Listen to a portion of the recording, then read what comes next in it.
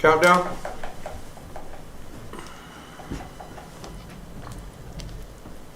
4, 3, 2, 1.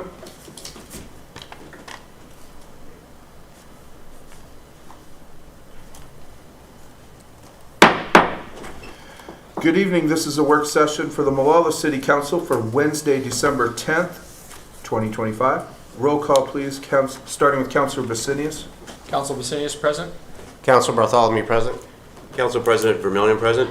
Mayor Kaiser present. Councilor Childers present. Councilor Schenkel present. Councilor Gilmer present. Dan Huff, City Manager, present. City Recorder Christy Teets present. Please note that if a councilor wishes to discuss a major policy issue that is not on the agenda, it should be raised during new business for consideration at a future work session or meeting, not during the current meeting. Decisions cannot be voted on during work session. Up next, discussion items, special goal setting work session for Wednesday, January 21st. Christy, it's all yours. Thank you. Good evening, Mayor and City Council. So we are looking, we talked to you a few weeks ago about conducting goal setting a little differently this year, and we're proposing work sessions, weekday work sessions opposed to an all-day Saturday meeting. We are going to do some work together tonight on kind of some pre-goal setting things, and then again on January 14th. So Councilor Basinius, if you want to put that on your agenda now. And of course, by January 14th, we will be starting at 5 p.m. for a work session. Assuming you guys vote yes Yeah, tonight. right. Assuming that you vote yes to change the ordinance. So what we are proposing is a special work session on January 21st. And essentially what I need from council is your availability. So thumbs up, thumbs down, so we know if we should. I won't be here. Thank you. Anybody else? I'm good. We're referencing specifically the 21st. Specifically for Wednesday, the 21st. We'd like to then get a thumbs up with everyone else. All right. So the tentative plan for that evening is our hope is to host that goal setting session, that special session at the new police facility. So it would be city staff, your department heads, like it genuinely is, along with all of you. Unless you don't want to go there. Unless you don't want to go. I'm good. We're happy to come here anytime. Terry's canceling her trip. No, I'm not. Okay, well, that's great. I think I could since I go. have a majority of consensus, I would ask that you go ahead and put that on your calendars, and we will start at 5:30, and location is to be determined. We'll work over this next couple of weeks and confirm whether we truly will be able to hold it at the new PD facility or not. Yeah. That's all. What would the duration be of that meeting typically? Likely 2.5 hours. Thank you. Anybody else have questions? All right. Up next, 2025 adopted city council goals. Mr. Huff, may I have your staff report? So if you can turn to page 4 with me real quick. These are your goals from last year, or this current year, I should say. We're almost through with this current year, so what I'd like to do with you is go through the focus areas and the individual items there and kind of talk through them. And tonight, hopefully, we can just draw lines through the ones that you don't want to carry forward. If we need to talk about them, obviously we'll talk about them. But I'll give you my initial thoughts on these. In focus area 1, we have park naming policy. Park naming policy's been around for about 3 years, maybe. It's something that we tried to deliver to the park CPC, and they never really picked up that ball and ran with it. At least that's what you all wanted, and they didn't. We have, at a staff level, gone out and got some park naming policies from other cities. Not every city has one, like, we don't have one, other cities don't.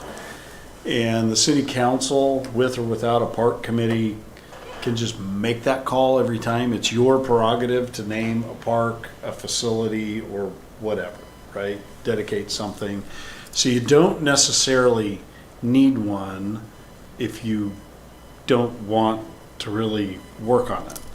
They can get very cumbersome. Some of them we've looked at, there's 12 pages of stuff, of information that you have to go through. Others are very short. And so that one, it's been there for a while. Nobody's really picked up the mantle and ran with it. So you need to decide if you want to carry that forward or not. I'd say go ahead and strike it because we should do it case by case basis. We don't have any new parks coming up per se. We don't have the budget to create new parks unless True. we're looking at renaming a park. I say just, Cross it off. yeah, let's just case by case, my Yes, ma'am. opinion. I believe we do have one that we need to name, and that's the cemetery park. Yeah, that was gonna be my comment as well. We have a cemetery park that we need to name. And Yeah, that's an existing, it's existing, but it Yeah. still doesn't have a name. And I would be in favor of having a policy, some guidelines, because you can go all over the place if you don't. But I'd like to look at the short policies that you found from other cities, not that 20-page one.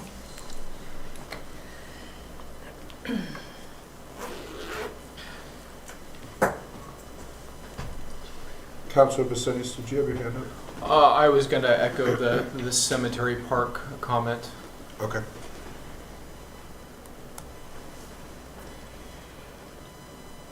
Mayor Kaiser. Yes, sir, sorry. That park does actually have a name. Which, Assistant City Manager Mac did some research on it. I was talking to him about it a while back, and so we were going back and forth with it. And he did some research into the Historical Society, and it does have a name. I don't remember it off the top of my head, but I read it. I read the whole thing on it. And it's a pretty lengthy name though, but it does have a name. well, I think there's two parts over there. There's the cemetery itself, and I think that's the one that has a name. Yes, yeah, which that's what I was don't referring know. to. And then we have some additional property that's not part of the cemetery that goes west towards Onaway in there. Okay. I mean, you could do something where we can, but we'll pull out the info if you want to leave it there. But I guess the question is that really a goal, or is it a task that you just want us to come up with some guidelines? That'd be my secondary comment. I think personally, it would be more of a task, and whatever comes back to council, I'd like to see, like Councilor Childress said, some sort of, I'd like to see the wheel designed, so council doesn't have to spend hours Okay. developing the wheel, if that makes sense. Yes, ma'am. My only comment is based on other than somebody wanting to rename a park, I think that's probably where our biggest problem is, that we don't have any type of guideline.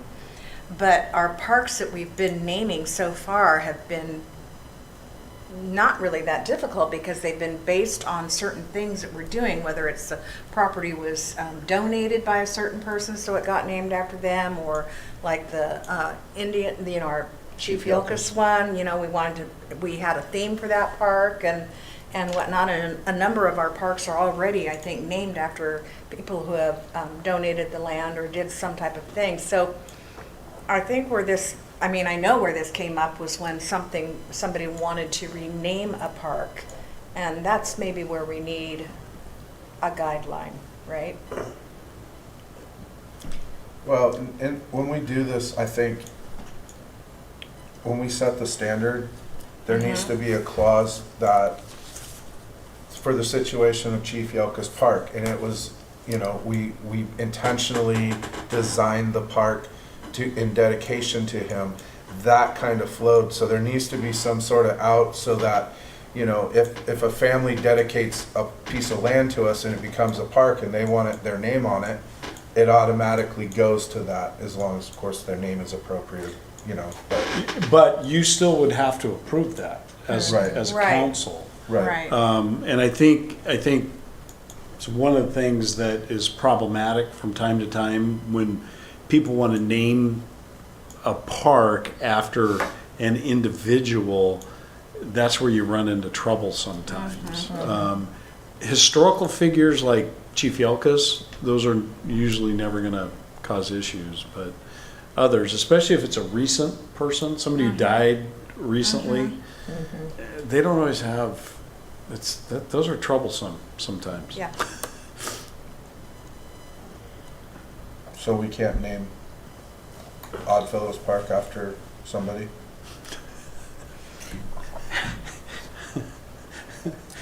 Well, that would be the council's call. I guess that's one I missed. And we call that one Oddfellows Park because the property was That's where the given to the city by the Oddfellows, Right. the Royal Order of Oddfellows. or Right, that's where their something. old hall was, Um, upstairs, yeah. Right? That's why it's Oddfellows Park. It was a furniture store Thank you for the downstairs. history and lesson. Yeah, Martin's, and then it was the Bethel and all of that stuff. So, bring this back as a task, take it off our goals, I would agree with that. Yeah. consensus? Definitely not in the goals. Okay, moving on. Update the Molalla Area Vision and Action Plan 2030. That one was a goal last year, but what we did was we examined updating the plan. Leota kind of led the charge there with a couple of my staff members, and the determination, we did actually a survey. And after the results of that survey came in, it was like, well, there's nothing really to update at this point. And the plan goes out to 2030, so it's not like we're behind. Right. So we determined that, well, if we're not going to do that one because there's no reason to.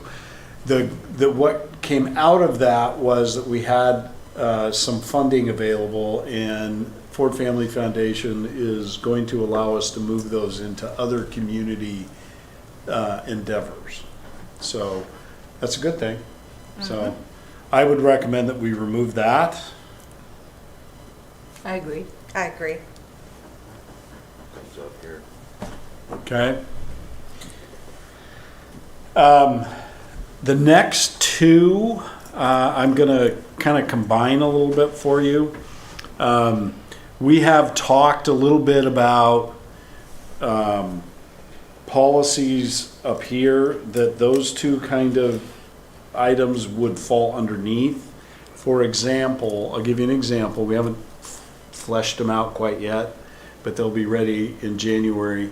Is if council wants to have a goal that says we want to, I don't know how you want to write it, but we want to improve the infrastructure component of the entire city of Molalla, let's say that, to promote business, to promote industry, to promote safety, to, you know, I'm adding those things on there so you can see how we're doing. And then underneath that, we would put increased PCI for Molalla streets would fall underneath that overall goal.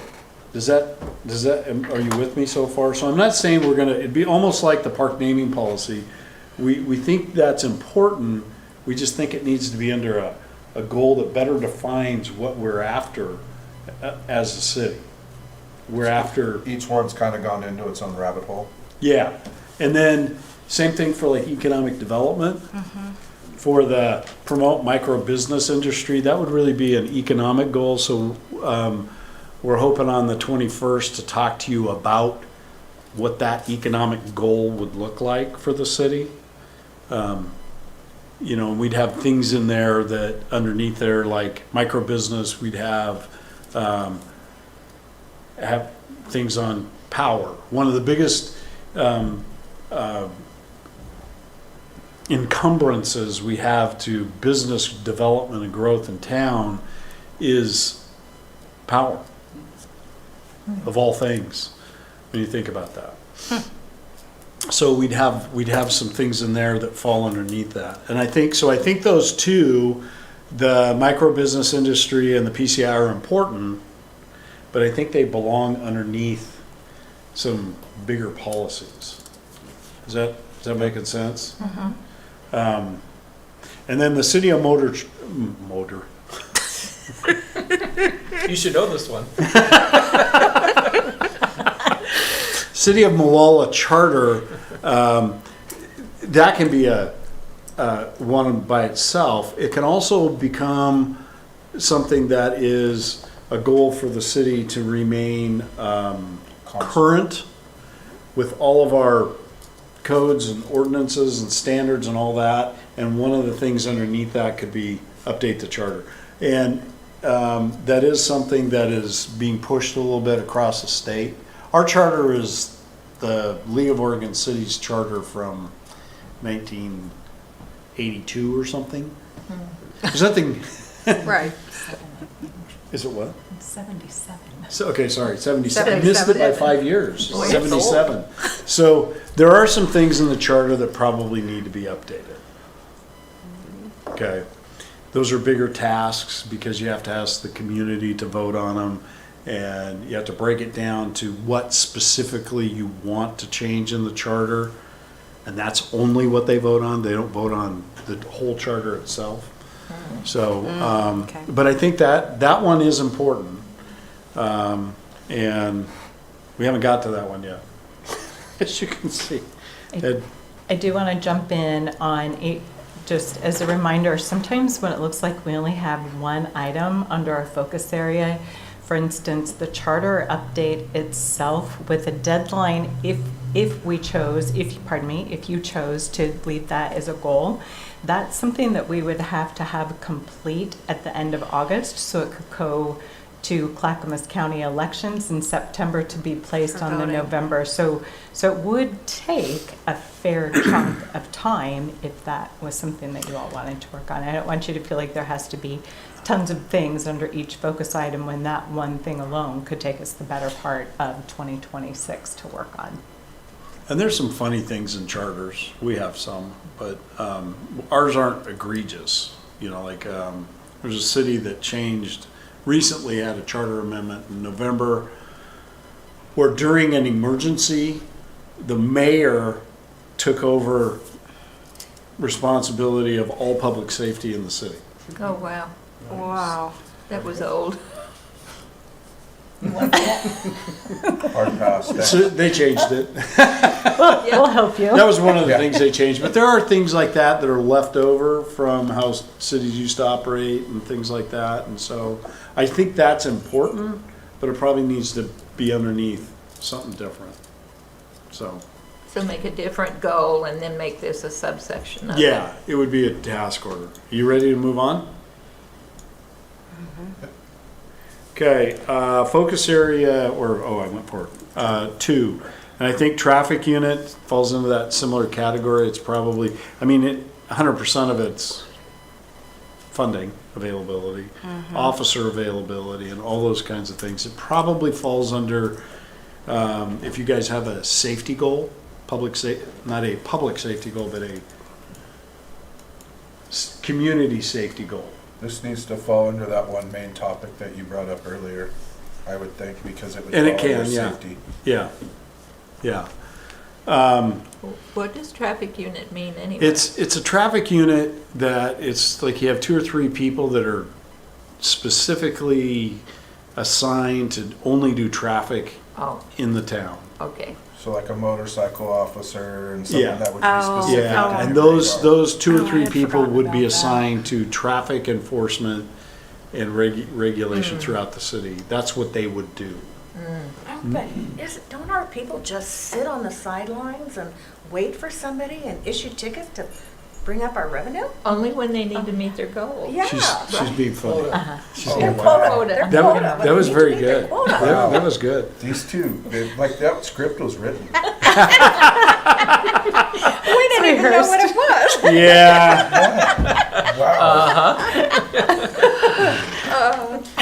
Wow. And then you can see in some of these cases, we've been like, it's, other than traffic unit, focus area 2, they're the same as focus area 1.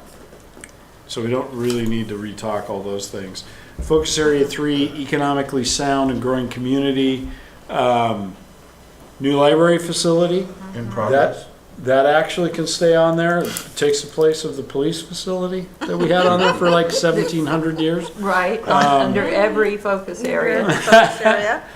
Okay, and I did want to talk to you about this next one, civic education. It's been a very, very difficult task. We work hard at it to try to get like the local schools to respond to us, to let us talk to them. They're not interested, and I don't know why, but they are. We did have an inroad recently where I was contacted by somebody from the middle school, and they have our wastewater. Seth has developed a curriculum that includes some class time and also some field trip time at the wastewater treatment plant. So, and that's literally as much work as we put into all this stuff all over the years.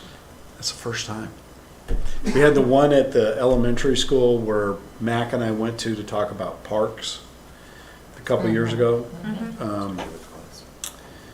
It just, I don't know what it is. I've even branched out into the private school, and I don't know. No one's interested. They're just not. The other thing is that town halls, we can't get anybody to come to them. You know, we could probably get Mr. Potts to show up, And Shar, she wouldn't break it and down. Shar if she was available, but they just don't. The last one we had, I think we had 6 staff people and city councilors here and 3 members of the public. I don't know. They just don't come. So, Cross it off. and I think town halls, one of our former counselors was really into town halls. So, Well, and they're good when a need comes up, but Yeah. to just establish them for education. right. Not only are the schools not interested, the community isn't, so. I would like to point out, as far as civic engagement goes, our community platforms through the Molalla Current and our Oh, website update, I mean, we really are reaching folks more now than we ever have as far as providing information and resources. So maybe that's just a different way to look Yeah. at it. Yeah, we are. That's true. There is a lot of interaction on the Current. I know that you all have been, you know, like when we first got that thing, I think Mayor Kaiser, you know, flung Business his cards out, and Yeah. and it has benefited us, and people are using it, and the notification alerts that they get on their phones, people are using that. We get more and more people all the time, and they are looking at the project pages to find out what's going on. Sometimes, not always. Sometimes they just call Mayor Kaiser. Not sometimes. So the next one there, emergency preparedness, police and fire. I'm not necessarily even sure what that is. I know that the CERT program, and Councilor Bartholomew is interested in that. That has actually always been something that has been pushed and managed by the fire department. I can tell you, we don't have anybody who can do it at City Hall or anywhere else. And the fire department has chosen not to do it. So Okay. I don't know what you want to do with that one, but again, the emergency preparedness could be something that becomes a task underneath the bigger community safety goal that you have, if that's what you choose to move towards. Youth engagement kind of falls into that civic education thing. You know, it's a difficult prospect, and we're open to it. You know, we make things, hey, you know, come down and, you know, so. City responsibilities, that would all be part of that civic engagement. We talk to them about what we do. That one, I almost would like to see some sort of picture post that we could put on Molalla Current. Or Something like that a we could like a share. graphic of Some what we sort of do, something graphic. very simple. Yes, just showing what the city is actually responsible for, because yesterday I'm getting calls that we should be sandbagging somebody's house, Yeah, you know, we and. got that. We got some of those too. Yeah, and so luckily they told me that they were gonna come after the city for damages, and I said, great. Call Mr. Huff between 8:30 and 4:30 PM, Monday through Friday. And so, but nonetheless, just some sort of graphic that breaks down We can look at infrastructure, we can look at doing something like that. and that we can share and remind people, this is what we provide, you know, school, you know, and maybe even a small list of what we don't. Yeah, We're not the school, we're not, you know, the fire department. we can look at doing something like that. I think we've done that in some cases for some things, and so we can look at that. The other thing is, I don't know that that's not really a goal. It's really a No, task. And what also falls into that, if you guys have groups that you're part of, you know, if you want me to show up at the B and C committee meeting and tell the committee what we do as a city, they both laugh. No, but if you have a group Yeah. that, seriously, myself and a bunch of other staff members would love to come and talk to whoever would listen about what we do as a city. I mean, you've probably heard me bark about that in the past, and it's true. It's true, The issue is the ones that need to hear it won't gather. partly. Unless you want to go live on Facebook. Yeah. No. You're doing a pretty good job on that. Okay. The next bullet item is identify target industries. And I think that falls into that. Hopefully, we're going to come up with a good economic development goal for you. Truck route kind of falls into the same thing it falls into that same category as the PCI and the safety component of the city and improving infrastructure. Citizen Academy falls under that civic education component. And I know that there are some cities that do citizens academies. They're usually cities that are Big. at least twice the size of us, who have kind of PR people that work on stuff like this. Tammy's doing it, and they're having great results. Yeah, well, They're on their second year. they're almost twice the size of us, too. Fit into that category, Mayor. Yeah. Again, we have update Molalla Area Vision and Action Plan that can probably go away. And promote micro business. We're not going to cross through the next two. We're going to hold them and move them into other categories. Same thing with the charter. This is a thing about review 5-year capital improvement plan. You know, we do that. That's actually part of just what we do. What you do is you approve those things, and the next one is coming. The reevaluate SDCs, so that's coming. I'm excited. Great. But it's really a task that we have to do every year. Right. Or when we finish a master plan, because you have two master plans that are finishing up, that have finished, one of them's finishing up, one of them is finished. You have a park master plan that's finished, and then we are wrapping up the storm drainage master plan. Kind of ironic based on yesterday's weather, but that storm plan has been updated. And so because of that, we have to update the capital improvement plans on both of those documents and take a look at the SDCs. The methodology for the storm drainage plan, I think, is 2005. So it's a little bit dated. So anyway, so you'll get that one. And Mac actually did a pretty good job of doing a lesson on SDCs last time. So they can be very difficult to get your arms around sometimes. Okay, focus area 4, a full service hub of resources. Hey, there's a new library. Promote volunteer opportunities.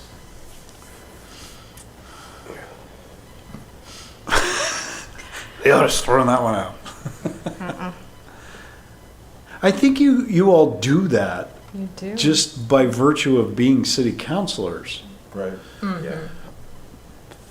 right? By the way, we're still looking for somebody on the planning commission if anybody would like to join.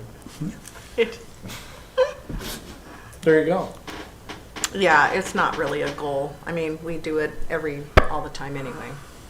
Same thing with encourage Molalla current and text alert use. I don't know that that's a goal. I know it's what you all do. Some of you do it. Right. We do it all the time whenever we're, whether, if we're at Celebrate Molalla or National Night Out, we do that. Right? We hand information out and say, here's a QR code. We know you know how to do that. So in other words, we've met that goal. Actually, yeah, you have. That's a great way to look at it. That's actually a great way to look at it. Where am I? Charter update. Oh, you got update. the vision action plan, the charter update. Yeah. We already talked about it. Okay. Focus area 5. That one's done. The first one. Yay. Yes. We got a little bit of art in there. Actually, there's a little bit of art inside the lobby. When you see it up close in person, it's just phenomenal. Yes. And I'm hoping people see that up there and think that's really cool. That wood badge right out the window at night. It looks good, doesn't it? It looks incredible. Drive by at night with all the lights on, look in the window, and that badge made out of the bowling lanes, it pops. Yeah, and I should add that, we're pretty sure at this point that we'll be able to have our goal setting session in the training room, EOC, community room at the new cop shop. What Christy was talking about earlier today was, for those of you who are interested at goal setting night, and this will be before the grand opening that we're going to have. This is going to take them a while to kind of get settled over there. If you show up at 5, you said 5:30? So if you show up 30 minutes early, we'll have the chief do tours for you all through the building. So, before we do the goal setting. So, it's pretty amazing structure over there.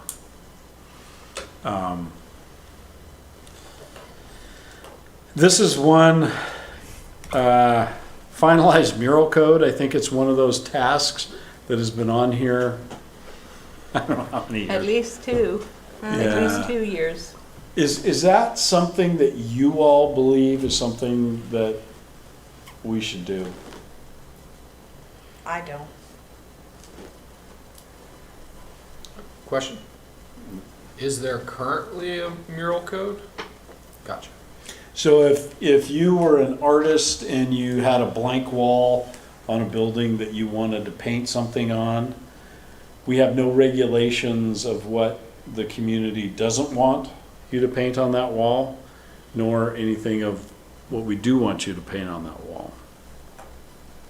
So, right now, if somebody wanted to paint a mural, we could say, we don't allow murals in this town.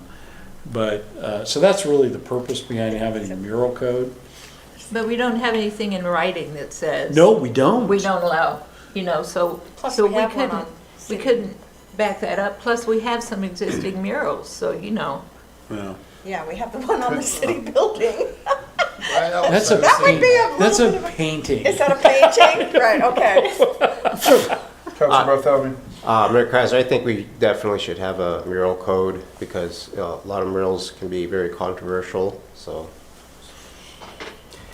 Has this issue come up at all in the last few years where somebody's wanted a mural and we've had any?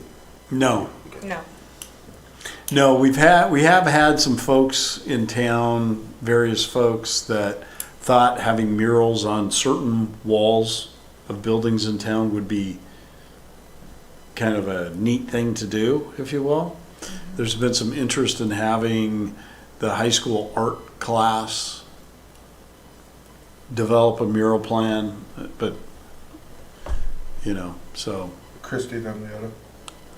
Oh, no, Counselor, please. Okay, go ahead. the mural code is partially developed.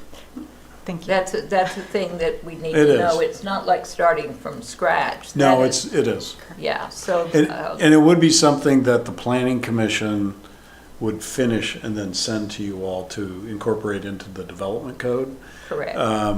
But if you want to keep that on there as something you think that is important, like Counselor Bartholomew said,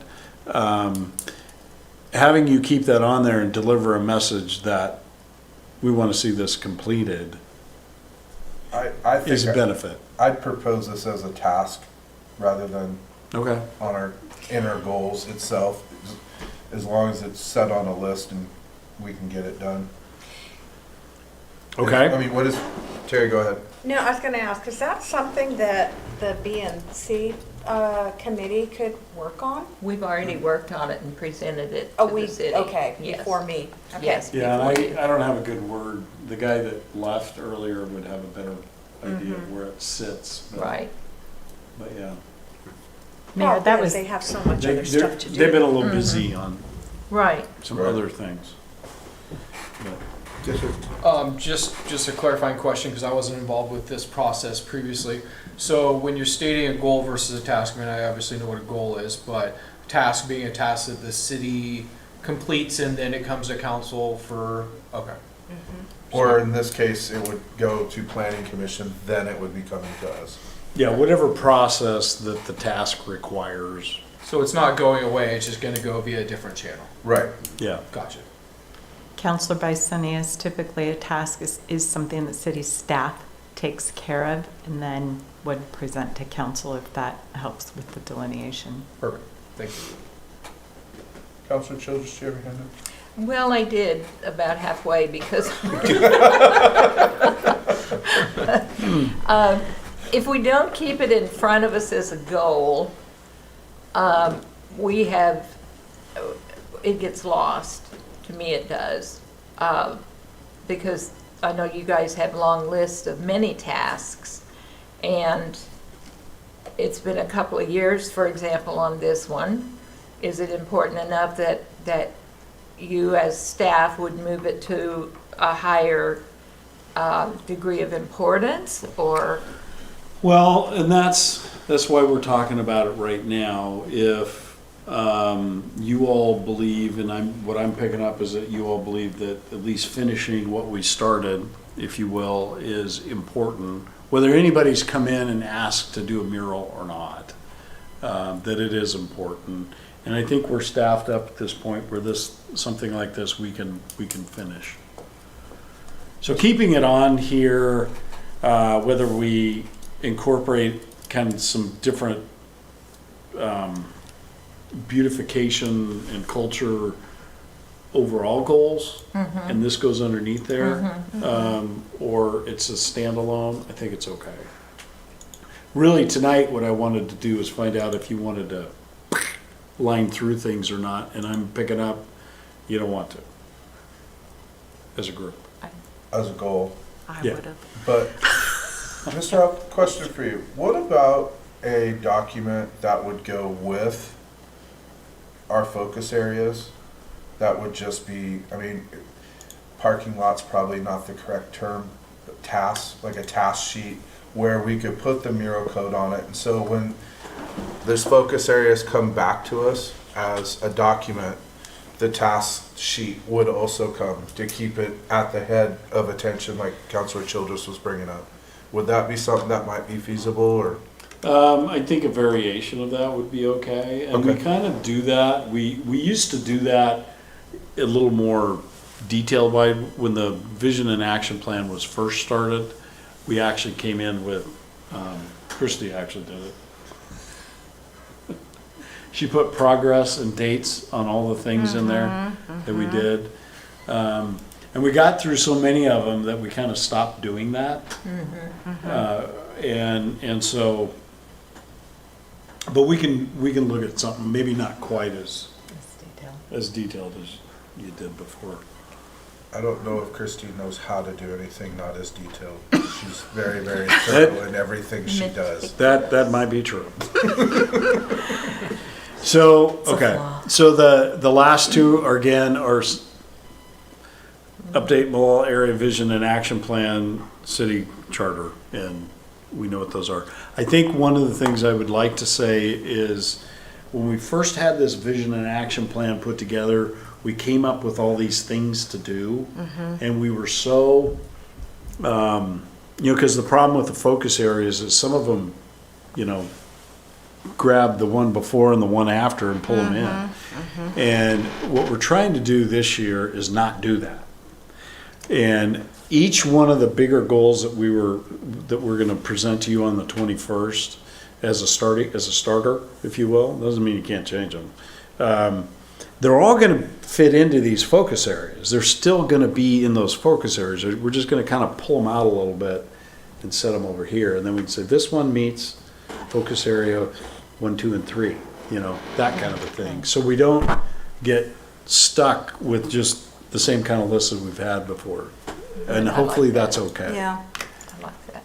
So and at the end of the day, when you all are out talking to whoever you're talking to and they say, what are you working on? Well, we're working on making the infrastructure in the city better.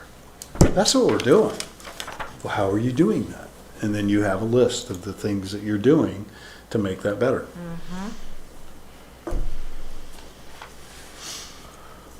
Sounds good. Okay? Yeah. Any other questions or comments? Okay. What's next, Mr. Huff? The next one is, I gotta get, my computer went away. What's next? Council liaison. I had a couple of things I was hoping to tell you, because you guys are gonna pick liaisons. The mayor's gonna give you assignments in January.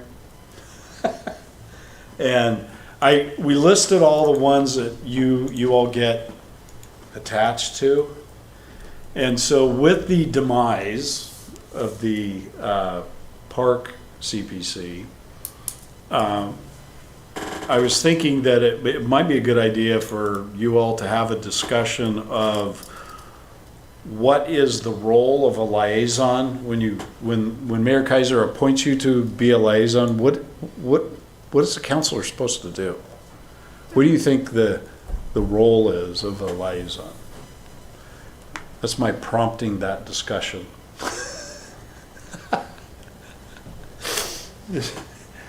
You didn't like that, Councilor Vermillion? No, it's fine. I do it all day long. That is what you do all day long.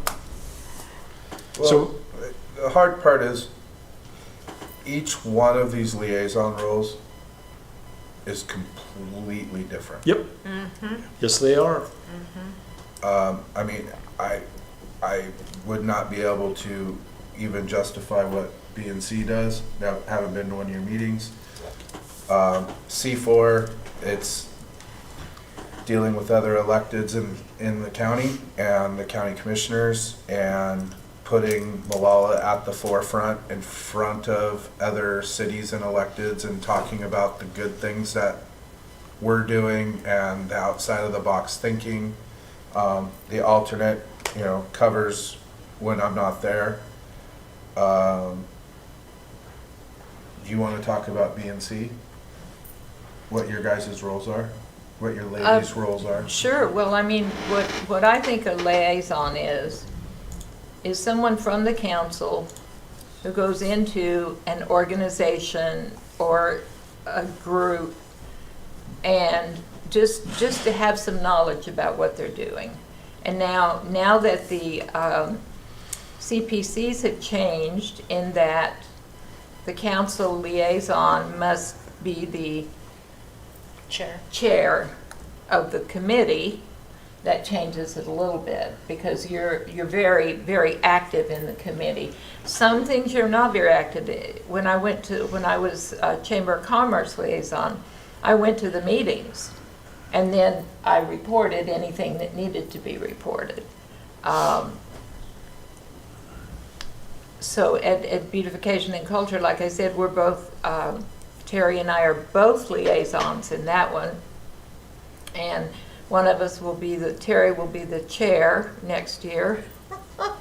Oh, Oh, did you just volunteer? Congratulations. okay. Congratulate her on I her don't new think she knew role. that. But anyway, one of us will be the chair, and it's really good in a CPC to have someone because that group is actually kind of like working for the city, working for the council. The others, well, the library is, but the others like the chamber and MRSD, it's just to kind of keep a relationship going, if you will, so that the people know that we're there available if they have questions or whatever. Does that answer your question? Oh, it's everybody's question. Everybody, does that? And you had your hand up. Well, so with Councilor Basinius going to, as the chamber liaison, what I think is helpful to have a counselor there for is that when people do have questions about what the city is doing, about, even if you didn't come to make a presentation about anything, you're a resource for all those people who are business owners who show up at that meeting. Mm-hmm. You're a resource for them to either find information right then and there or deliver a message, say to me, to get them information. Right. Right. And I think and Leota hit the nail on the head. It's to create those relationships with people so they can get the feedback that they need. So, And there has been some good dialogue there. There's been some questions and there's been some, hey, who would the correct resource be? So, you know, there's definitely Yeah. been some value in those relationships, and new businesses welcome to the community, you know, find out what they do, so. mhm. Yes, sir. Yeah, I just want to interject too, same thing, pretty much echoing what Councilor Childress had said, because you've got 5 different areas here, 3 of which are very similar. That is really the liaison role of the chamber, the library, and the school district. The beautification and culture, that's a CPC coming under some different guidelines, you know, and then the C4, speaking as the alternate, that, you know, the position I have held this last year, I have tried to attend every single meeting just so I can stay in the loop, so that in the event that he is not able to attend, I'm already up to speed and I'm not lost in the chaos of trying to get caught up. So that piece, that's just the way I see it, and that's my 2 cents. Okay. All right. Anything else you'd like to go over? Did I cover it all? I'm good. All right. Council, have any questions? All right. I will end this work session at 6:48.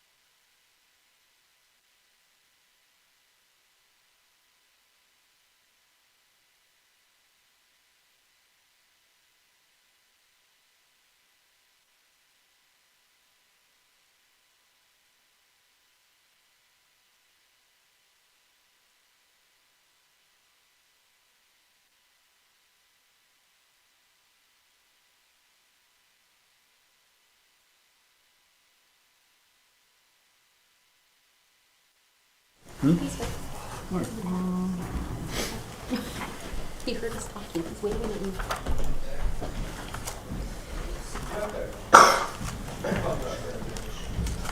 Come on, cop.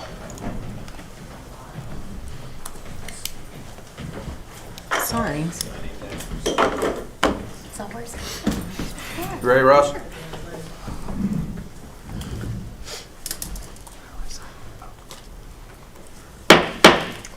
Good evening. This is the regular meeting for the Molalla City Council for December 10th, 2025. Please join me in the flag salute. I pledge allegiance to the flag of the United States of America and to the republic for which it stands, one nation, under God, indivisible, with liberty and justice for all. All right, thank you. I'd like to remind all participants, including staff, elected officials, and members of the public, that Robert's Rules of Order will be enforced in this meeting. We welcome your opinions and look forward to your polite participation. Audience members, we request that you silence your cell phones and not conduct side conversations during the meeting. Thank you. Roll call, please. Begin with Councilor Basinius. Councilor Basinius present. Council Bartholomew present. Council President Vermillion present. Mayor Kaiser present. Counselor Childress present. Counselor Schenkel present. Counselor Gilmer present. Dan Huff, City Manager, present. City Recorder Christy Teets, present. Finance Director Cindy Sharon present. Code Compliance Specialist Kyle Murphy present. Assistant Library Director Rebecca McCray present. Library Director Diana Hadley present. Chief of Police Chris Long present. Assistant City Manager Mac Corthell present. All right. Does staff or council have any changes to the agenda tonight? All right. Up next will be our consent agenda consisting of City Council meeting minutes for November 12, 2025, and joint City Council and Planning Commission meeting minutes for November 19, 2025. May I have a motion to approve the consent agenda as presented? I move we approve the consent agenda as presented. I second. It's been moved and seconded. Is there any discussion? All right, Christy, we call the roll? Certainly. Counselor Gilmer. Aye. Counselor Schenkel. Aye. Counselor Childress. Aye. Council President Vermillion. Aye. Counselor Bartholomew. Aye. Counselor Vicinius. Aye. Mayor Kaiser. Aye. Thank you. Vote passes 7-0. All right, up next, one of my favorite things to do, we would be swearing in some officers. At this time, I'd like to invite Officer Brian Lister and Officer Brian Schutz to the front of the dais, please.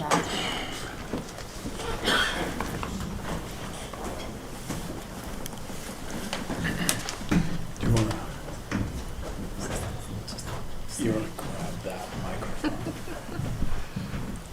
You want to go first? Before the mayor swears you guys in, I'm going to read the oath of office to you. Actually, I'll hold it. Okay. Before any officer takes a law enforcement oath of honor, it is important that he or she understands what it means. An oath is a solemn pledge someone makes when he or she sincerely intends to do what he or she says. Honor means that one's word is given as a guarantee. Betray is defined as breaking faith with the public trust. Badge is the symbol of your office. Integrity is being the same person in both private and public life. Character means the qualities that distinguish an individual. Public trust is a charge of duty imposed in faith towards those you serve. Courage is having the strength to withstand unethical pressure, fear, or danger. Accountability means that you are answerable and responsible to your oath of office. Community is the jurisdiction and citizens you serve.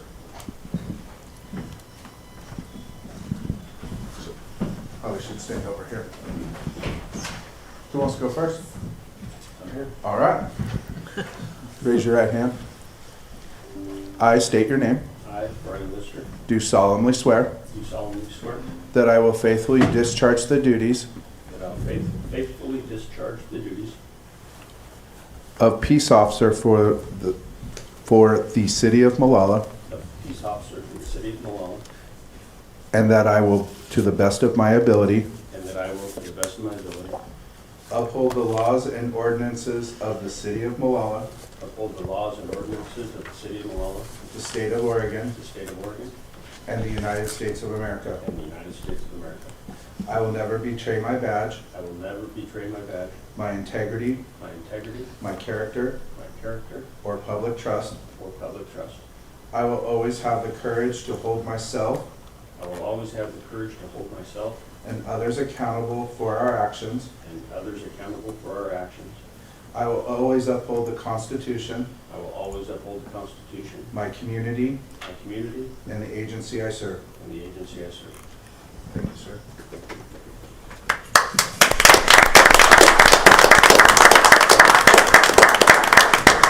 All right.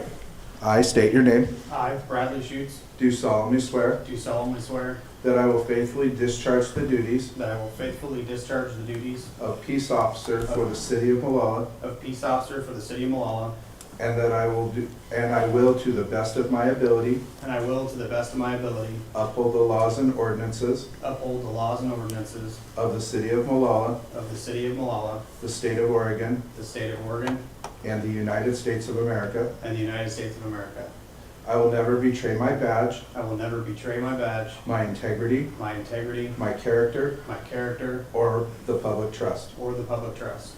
I will always have the courage to I will always have the courage to hold myself and others accountable hold myself and others accountable for our actions. for our actions. I will always uphold the Constitution, I will always uphold the Constitution, my community, my community, and the agency I serve. and the agency I serve. Thank you, sir. Thank you. And you guys are gonna get pinned? I'm gonna pin them. Okay, perfect. Oh, good. Coming up, guys. You don't want me.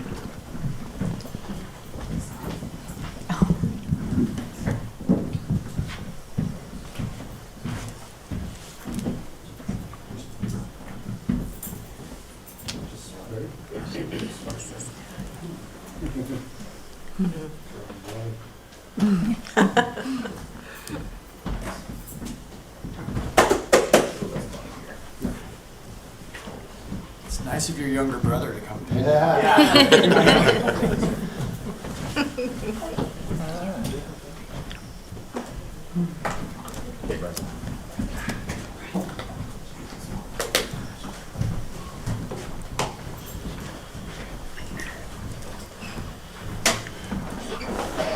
So Chief, do you want to give a little history where our officers came from?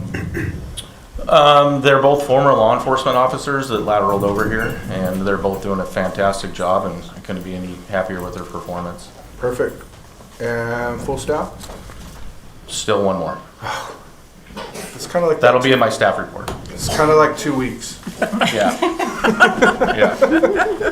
Thank you. It's great to have you guys joining our fleet or our police department, and thank you very much for choosing Molalla. All right, up next, police facility update. Mr. Huff, can we have your staff report, please? I'm going to introduce our project manager, Joshua Dodson, our representative from PNC Construction, Jason Bragg, and McKinsey Architects, David Linton. It's probably the last time we'll get all three of them together at one of your meetings. Oh, wow. So that's a good thing. That means we're getting to the end. Yeah. So I'm going to turn it over to them. Welcome, gentlemen. Yeah, good evening. Mayor, council, thank you for having us. I would like to draw your attention to page, I think it's 15 in your packet. That's where we'll start.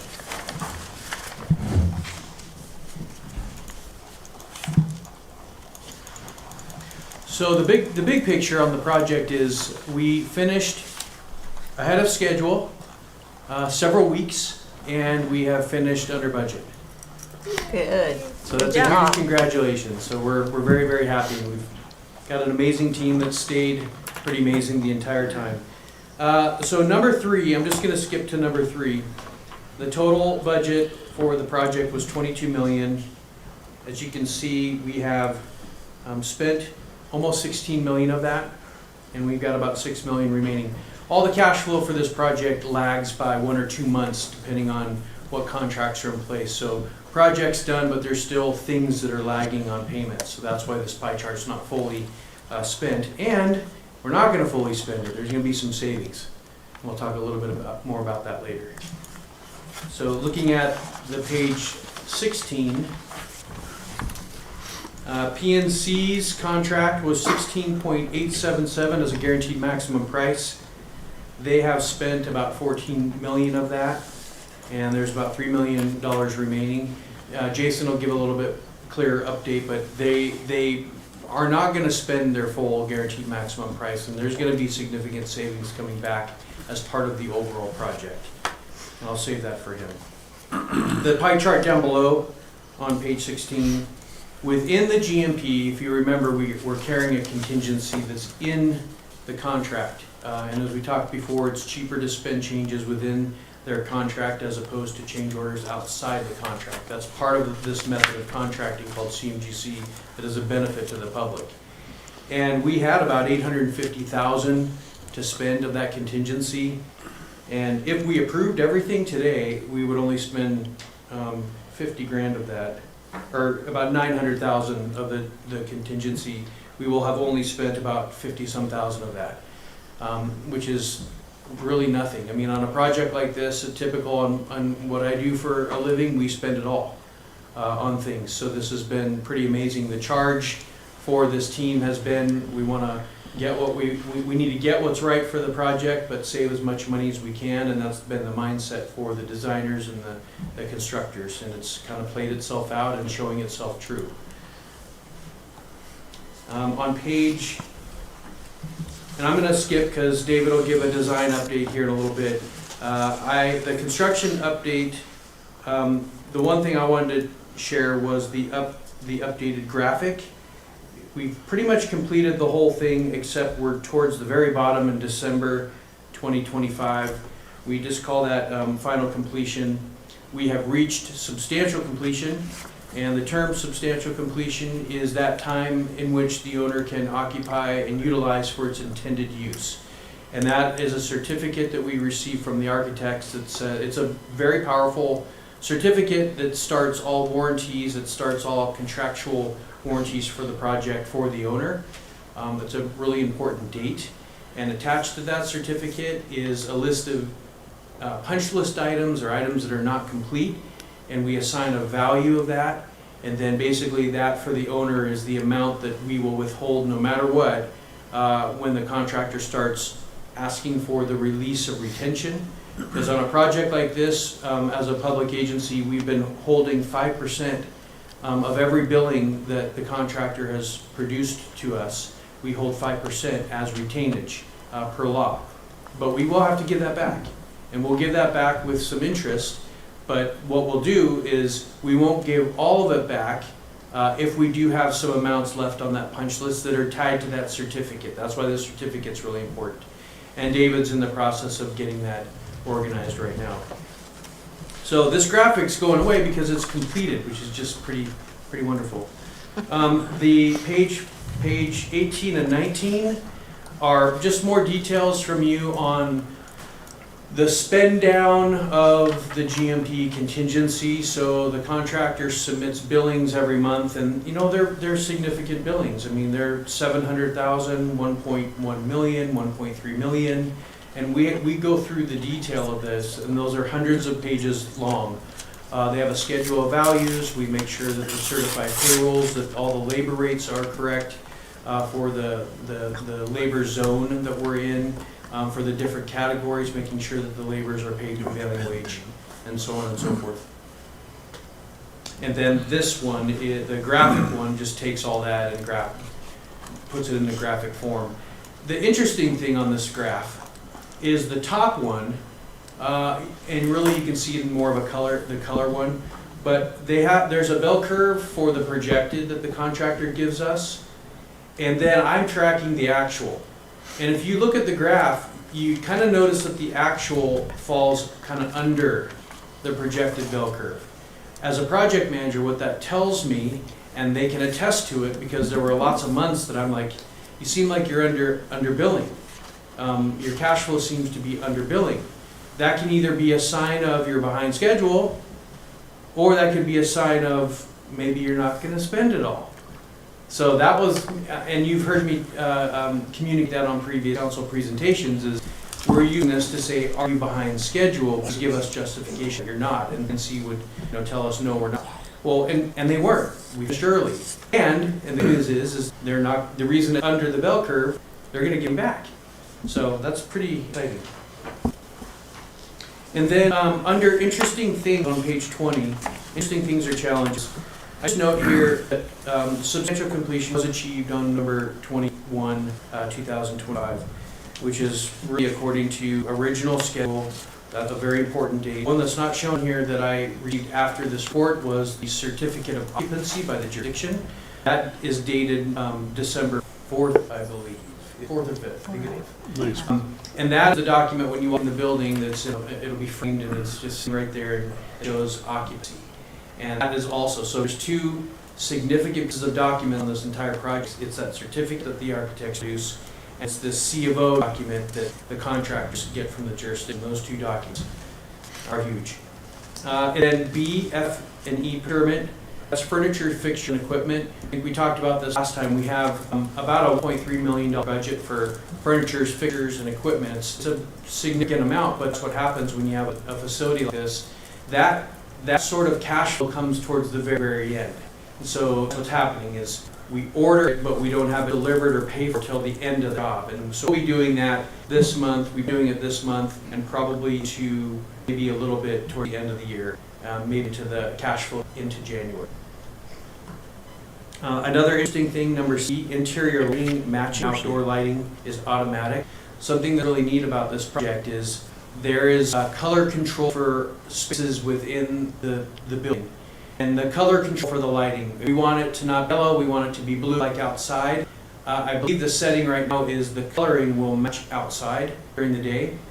It's an automatic thing, but the city has the ability, the police department has the ability to actually, like the chief could make his room warmer, softer, blue, or whatever color he wants. That's really the trend most facilities are going to these days. So that's a feature that we tied at the beginning, because you do it once, you don't do it after the fact. So. And then number D, I just noted that there's continued use of very little contingency, which we've done. And that is a testimony to a couple things. One is a kind of a very strong design. If the contractor isn't having a whole lot of questions during construction that are raising requests for information, they're called RFIs. A lot of times you have hundreds of those. Contractor wants to know how to do these things, and the architect engineers have to respond, and the response typically can cost money. Well, yeah, you can do that, but here's the fix, and then it costs money. But because there hasn't been a lot of changes that have cost money, we've got a good design. So we've had a good design team, and that stayed from the very beginning, based on the selection of McKinsey. And then at the last, I just put here the potential project savings forecast. Last time I think it was 600 grand. We're 680, but it's going to be more than that.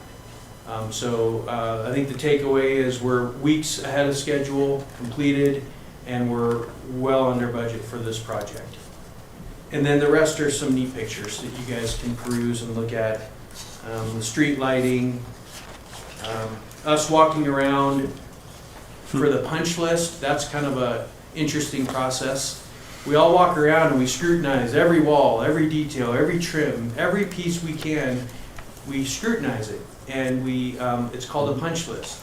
And we blue tape everything, so we all have tape all over us, and we're ripping little pieces off, and we're sticking it in this paint scratch and that trim scratch, and the contractor's noting all of these things. So, and they create a punch list, and that could be, a lot of, say 50 or 100 items. They've got 30 days to 45 days to complete that list, and then we come back and check, and hopefully they've done it all, and then it's a wonderful thing. And that is all for myself on this presentation. Which one of you guys would like to go? It's going to be a design update and a construction update. Let's see what slide pops up first. Art. Christy's going to surprise us. Oh, yeah, you, Dun-dun-dun. that's his. That's his. All right. Good evening.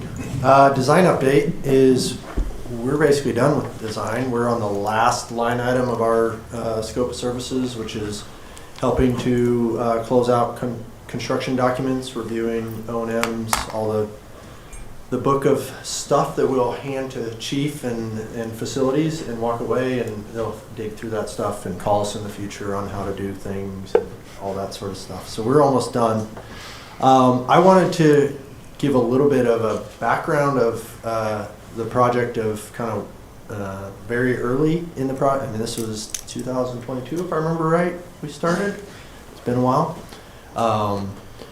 You know, we've worked with the city, and you can see the design has evolved, and it actually looks, what is built is what the design started with, which is always a good sign. I wanted to compliment the city staff and the police staff. They were very great to work with throughout this. They were very quick to make decisions, and I think that reflects in our use of our contingency. Oftentimes we will work with clients where they are springing changes throughout the project, and that just wasn't the case here. Whenever we asked for decisions on things, we got it. The picture on the top left is the very, very beginning of design and looking at the site and some massing. It evolved. We presented a few options, which would be one of the options on the right of character of the building. I think Mac was involved in this process very early of kind of big picture. I think we had some input here from council and some community members. And then the bottom left is actually a rendering. It looks like a photo. It's a design. That's from the final design. And then you can see on the bottom right, that's a picture here taken just recently of the completed project. And you can see it, the design really tracked through. PNC has done a really good job of executing the design. Joshua mentioned the punch list. And retaining stuff. We're almost done with picking up some of those things, and almost everything that's on that punch list are minor finishing touches. So as the police moves into the facility, they're finding some of the small intricacies that maybe didn't work how we intended in the drawing phase. Once you see it in 3D and in person, and you're like, well, that light switch is on the wrong side of the room or whatever. We have had very little of that. Police facilities, there's a lot of security concerns, and so there's been some things where we have to button things up or put a caulking on some things to keep people from picking at stuff. One of the things with this facility is when we went through programming, which is very early, we do a survey of the staff of what the needs are by department. We run that through some spreadsheets that estimate square footage for the facility. At that stage of the project, we were estimating a 20,000 square foot facility. We sharpened our pencil a little bit, trimmed some areas, and we ended up with about an 18,000 square foot facility.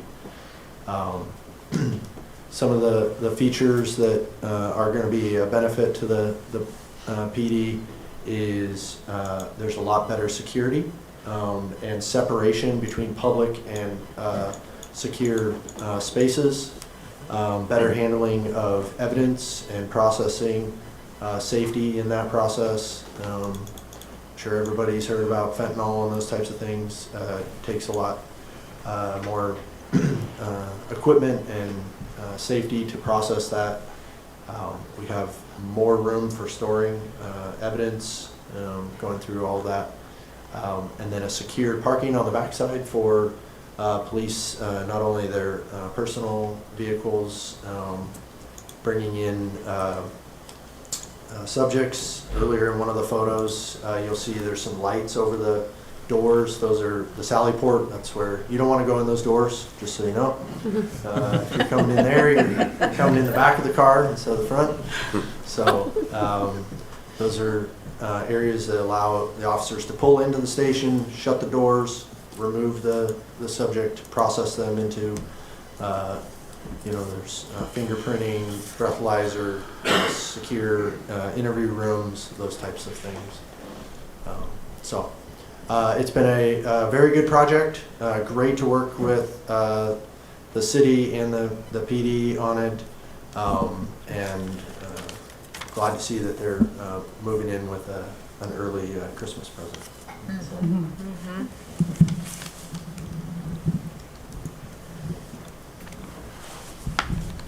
Council, the slide that I just put on the TV behind you is brand new. That is not something that's contained in your packet this evening.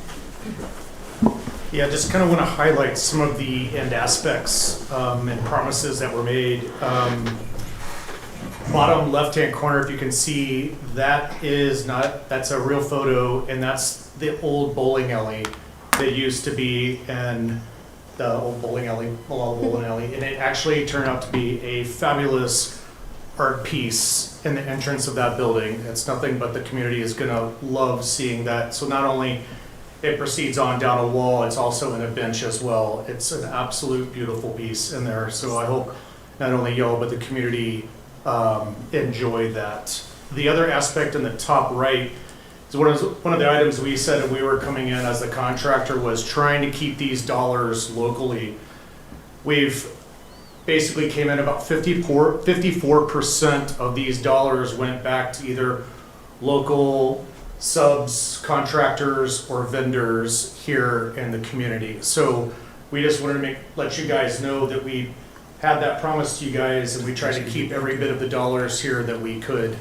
This is important for the city, so we wanted to make sure that those dollars stayed here as much as we could. Bottom right-hand corner is the actual certificate of occupancy. And the top left is just our proceeding on with the punch list that everybody talked about. Nobody loves to have their work nitpicked, but it is part of it, and we're about 80 to almost 90% done with that. So the point is, we want to try, not only do we want to finish ahead of time, we want to get out of the police department's hair as fast as possible. So we're keeping on with the pedal to the metal and trying to get out of here for you guys. But we really appreciated this opportunity. I think we talked about the contingency, the design. We got all the needs into this building along with the wants by maximizing the dollars that the community put out here. So that's a testament to not only this team, but this team here for allowing that to happen. So we appreciate that. Thank you very much. Mr. Huff? Any questions? Oh. Do you have any questions of them? I would like to say thank you. This is, as of current, right now, this is one of the biggest projects that's come to completion since most of us been elected. Next year, it'll move on to the sewage treatment plant, but you guys have made this so awesome, including staff, and it makes our jobs so much easier. We made a commitment to the voters that we would go over budget and it would get done on time and every penny would be spent toward this police station. And the news you just brought back to us keeps us whole with this community. And thank you to all of you for that. Really appreciate everything you did. And it is beautiful. Yes.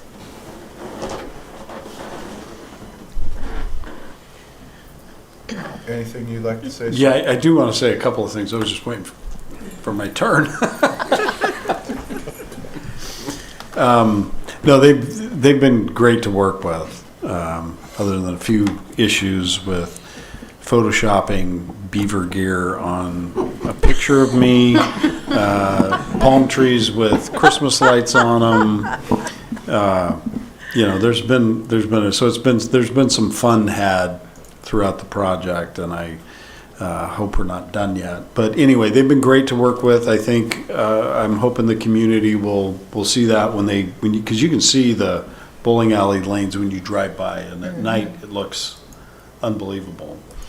But I do want to remind people that this building that our police department is moving into will house 100% of the police department's uses and needs, where today we house them in different locations. There's parts of different of City Hall.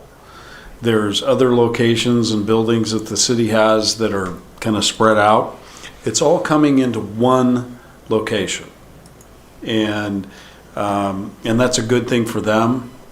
And, they can, like, David Linton talked about the Sally ports, and I mean, those are pretty important things for police departments and something we've never had.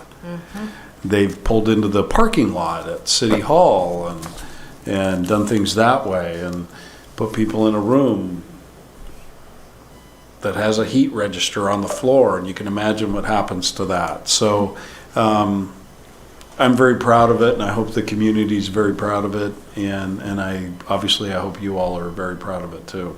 Absolutely. Yes. Mr. Huff, I kind of gave you a little bit of a warning on the speech that you would need to give. Because everybody that is watching us in Facebook and YouTube land just heard all this money that was saved. Can you explain where that money is, where it's from, and because I'm sure there's going to be lots of people that are going to say, hey, we get money back on this bond. Yeah. Can you kind No, of roughly go that's over not that? the case.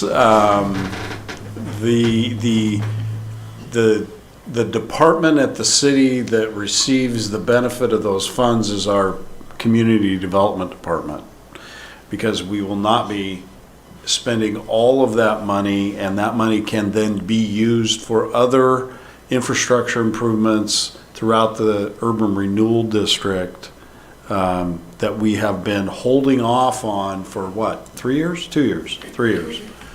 So the unspent, the money that has been saved is unspent from urban renewal. Yes. Not the bond. yes, The bond was used. yes. Urban renewal was set up as Yes. an emergency for overspending. Or Well, if it it's went not overspending, If it but- went over the bond amount. Yes, yes. And that happened, I think, last week. Was it last week? Yes. Okay. Yes. Yeah. So, which, it lasted a long time. But perfect. Thank you, sir. I appreciate Okay. it. Any questions, comments? I'm just thrilled to see it come to fruition. When I first came on the council nearly 10 years ago, it was just a vision, just a foggy vision even. And every year it was at the top of our goal setting. And now we can take it off. It's amazing. Yep. And it's beautiful, like Councilor Yep. Schenkel said. And practical. I And mean, it's not only practical. pretty, it's practical. Yeah. Thank you. You've been great to work with. Thank you. Thank you, gentlemen. Merry Christmas. Thanks, you guys. I guess we'll see you tomorrow. Okay. Oh, and if you have more of those duck pictures, please share.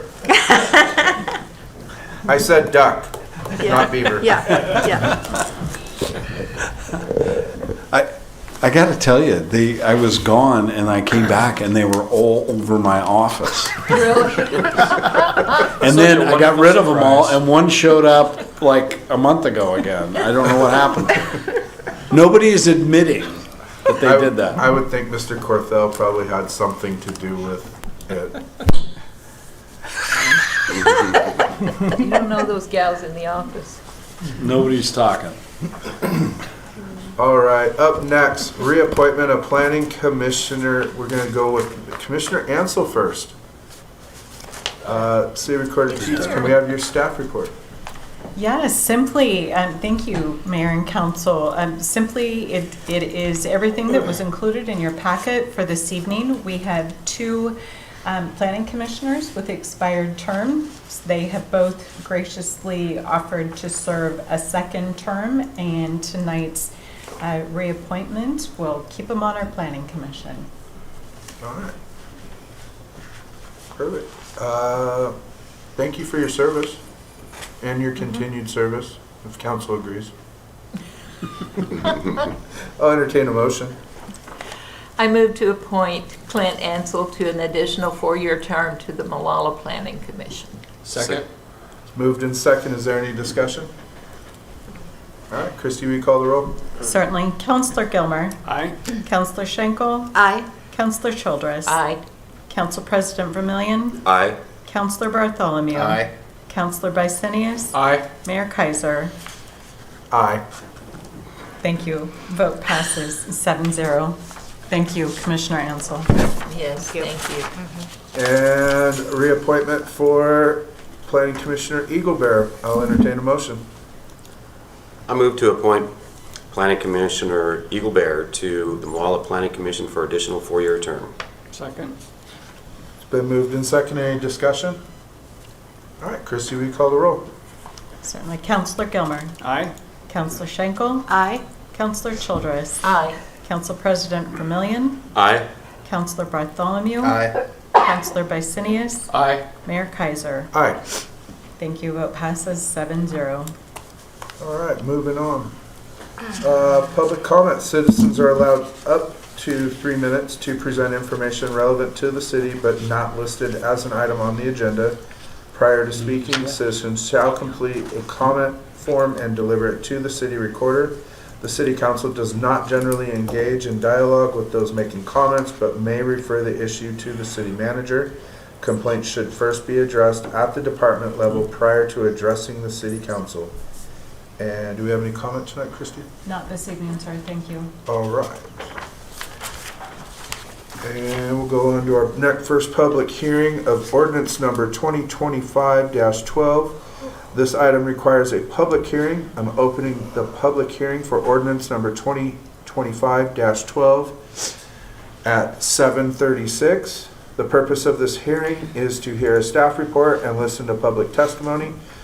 Does any council member wish to acknowledge actual or potential conflicts of interest? All right, Mr. Huff, we're ready for your staff report. Thank you, Mayor. This is a ordinance that you all discussed at a previous meeting where we determined that you would like to move your meetings from 7 o'clock starting time to a 6 p.m. starting time. So this ordinance actually puts that in place, All right, which would be January, or first meeting in January, that this would be the first meeting we'd start at 6 p.m. well, that's right, because it's the 14th, we're at the 10th, perfect. All right, does council or staff have any questions? All right, I will entertain, no motions, never mind. Public comment for this is now open. Is there anyone that wishes to speak in favor or opposition? All right, I will close this public hearing at 7:38. Next hearing will be ordinance number 2025-13. This item requires a public hearing. I'm opening the public hearing for ordinance number 2025-13 at 7:38. The purpose of this hearing is to hear a staff report and listen to public testimony. Does any council member wish to acknowledge actual or potential conflicts of interest? All right, Mr. Cortell, we're ready for your staff report. Mayor, that's going to be Mr. Murphy on this one. All right, Kyle Murphy, you are up, sir. Thank you, sir. This ordinance is in relation to exclusions from city property. There's been no previous discussion on this, but basically our current code language for exclusions from city property, the time limits are not clearly established. So what staff has been running into is the same individuals being excluded for the same amount of time over and over and over and over. And essentially what this update would do is establish some timelines. If you're going to reoffend, the timeline's going to go up. It's going to go from 30 days, then to 90 days, then to 180 days, which is the same thing that's happening, just rather than excluding every 30 days. If you're going to keep offending, it's just going to go up by itself.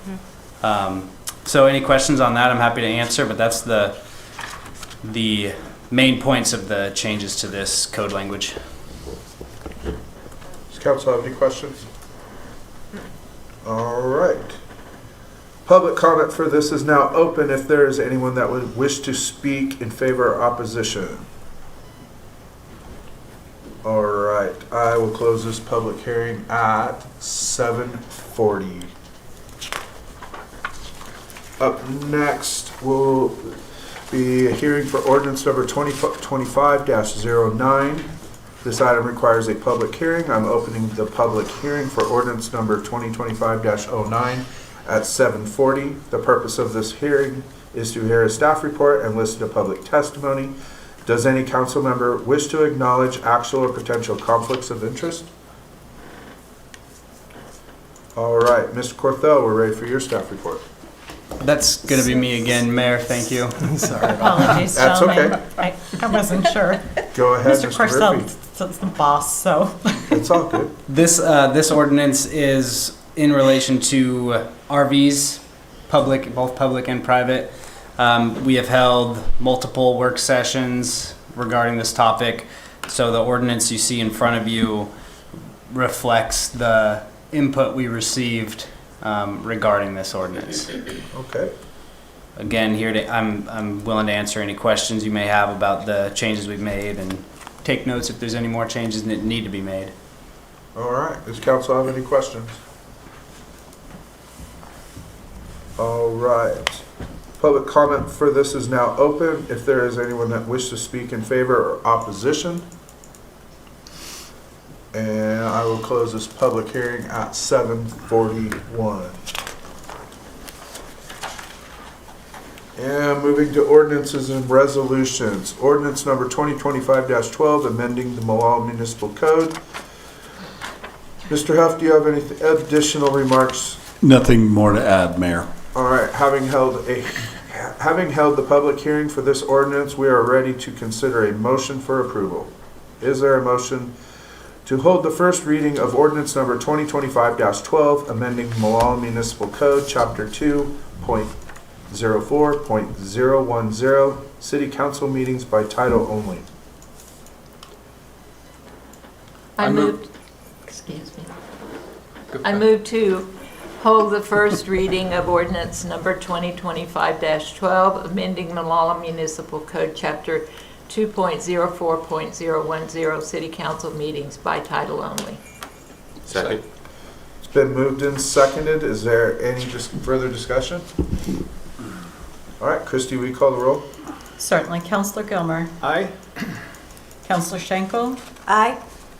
Counselor Childress. Aye. Council President Vermillion. Aye. Counselor Bartholomew. Aye. Counselor Bicinius. Aye. Mayor Kaiser. Aye. Thank you. Vote passes 7-0. As we have a unanimous vote, may I have a motion to hold the second reading and adoption of ordinance number 2025-12, amending the Molalla Municipal Code, Chapter 2.04.010, City Council meetings by title only? I move to hold the second reading and adoption of ordinance number 2025-12, amending Molalla Municipal Code, Chapter 2-04.010, City Council meetings by title only. Second. It's been moved and seconded. Any other discussion? Christie, will you call the roll? Certainly. Counselor Bicinius. Aye. Counselor Bartholomew. Aye. Council President Vermillion. Aye. Counselor Childress. Aye. Counselor Schenkel. Aye. Counselor Gilmer. Aye. Mayor Kaiser. Aye. Thank you. Vote passes 7-0. This will go into effect January 14th. We will begin at 6 p.m. Perfect. Up next will be ordinance number 2025-13, amending Molalla Municipal Code, Chapter 9.14, exclusion process from city property. Mr. Murphy, is there anything else you'd like to add? Nothing else to add, Mayor, thank you. All right, having held a public hearing for this ordinance, we are ready to consider a motion for approval. Is there a motion to hold the first reading of ordinance number 2025-13, amending Molalla Municipal Code, Chapter 9.14, exclusion process from city property by title only? I move to hold the first reading of ordinance number 2025-13, amending Molalla Municipal Code, Chapter 9.14, exclusion process from city property by title only. Second. It's been moved and second. Further discussion? All right, Christie, we call the roll. Counselor Gilmer. Aye. Counselor Schenkel. Aye. Counselor Childress. Aye. Council President Vermillion. Aye.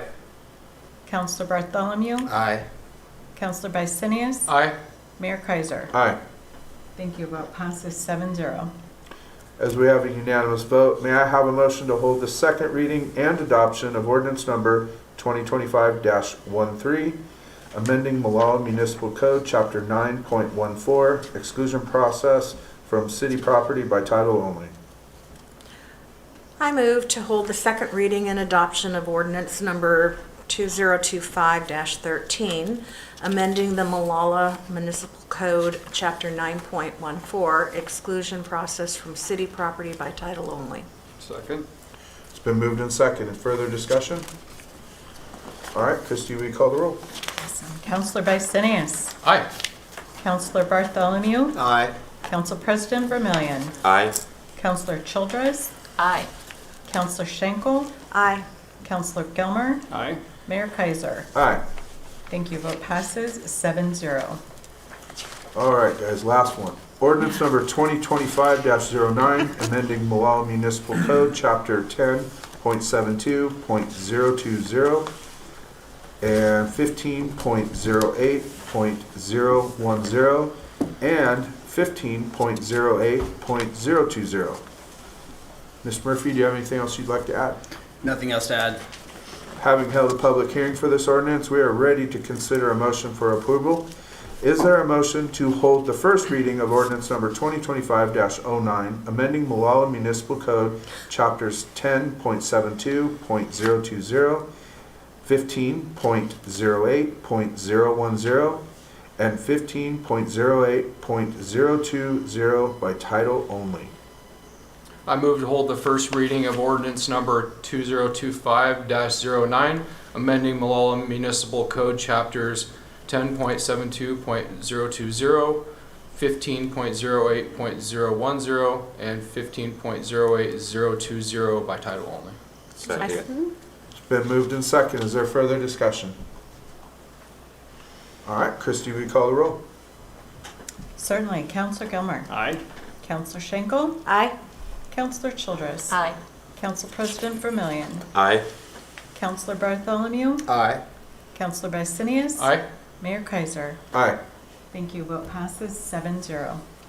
As we have a unanimous vote, may I have a motion to hold the second reading and adoption of ordinance number 2025-09, amending the Molalla Municipal Code, Chapters 10.72.020, 15.08.010, and 15.08.020 by title only? I move to hold the second reading and adoption of ordinance number 2025-09, amending Molalla Municipal Code, Chapters 10.72.020, 15.08.010, and 15.08.020 by title only. Second. Moved and seconded. Any further discussion? Christie, we call the roll. Counselor Gilmer. Aye. Counselor Schenkel. Aye. Counselor Childress. Aye. Council President Vermillion. Aye. Counselor Bartholomew. Aye. Counselor Bicenius. Aye. Mayor Kaiser. Aye. Thank you. Vote passes 7-0. Ordinances are done. Time for resolutions. Up next will be resolution number 2025-27, adopting a master fee schedule and repealing all prior and conflicting fee resolutions. Cindy, can I have your staff report, please? Sure. Annually, calendar year, we always look at our fee schedules and see where we need to increase them or leave them the way that they are. And this is just a revision of that. And I move to approve Resolution 2527, approving the master fee schedule that will be effective January 1st. All right. Is there a motion to approve resolution number 2025-07, adopting a master fee schedule and repealing all prior conflicting fee resolutions? I move to approve resolution number 2025-27, adopting a master fee schedule and repealing all prior conflicting fee resolutions. Councilor Gilmer, could you restate that? You didn't use a correct number, please. Just restate the motion. You said 25-27.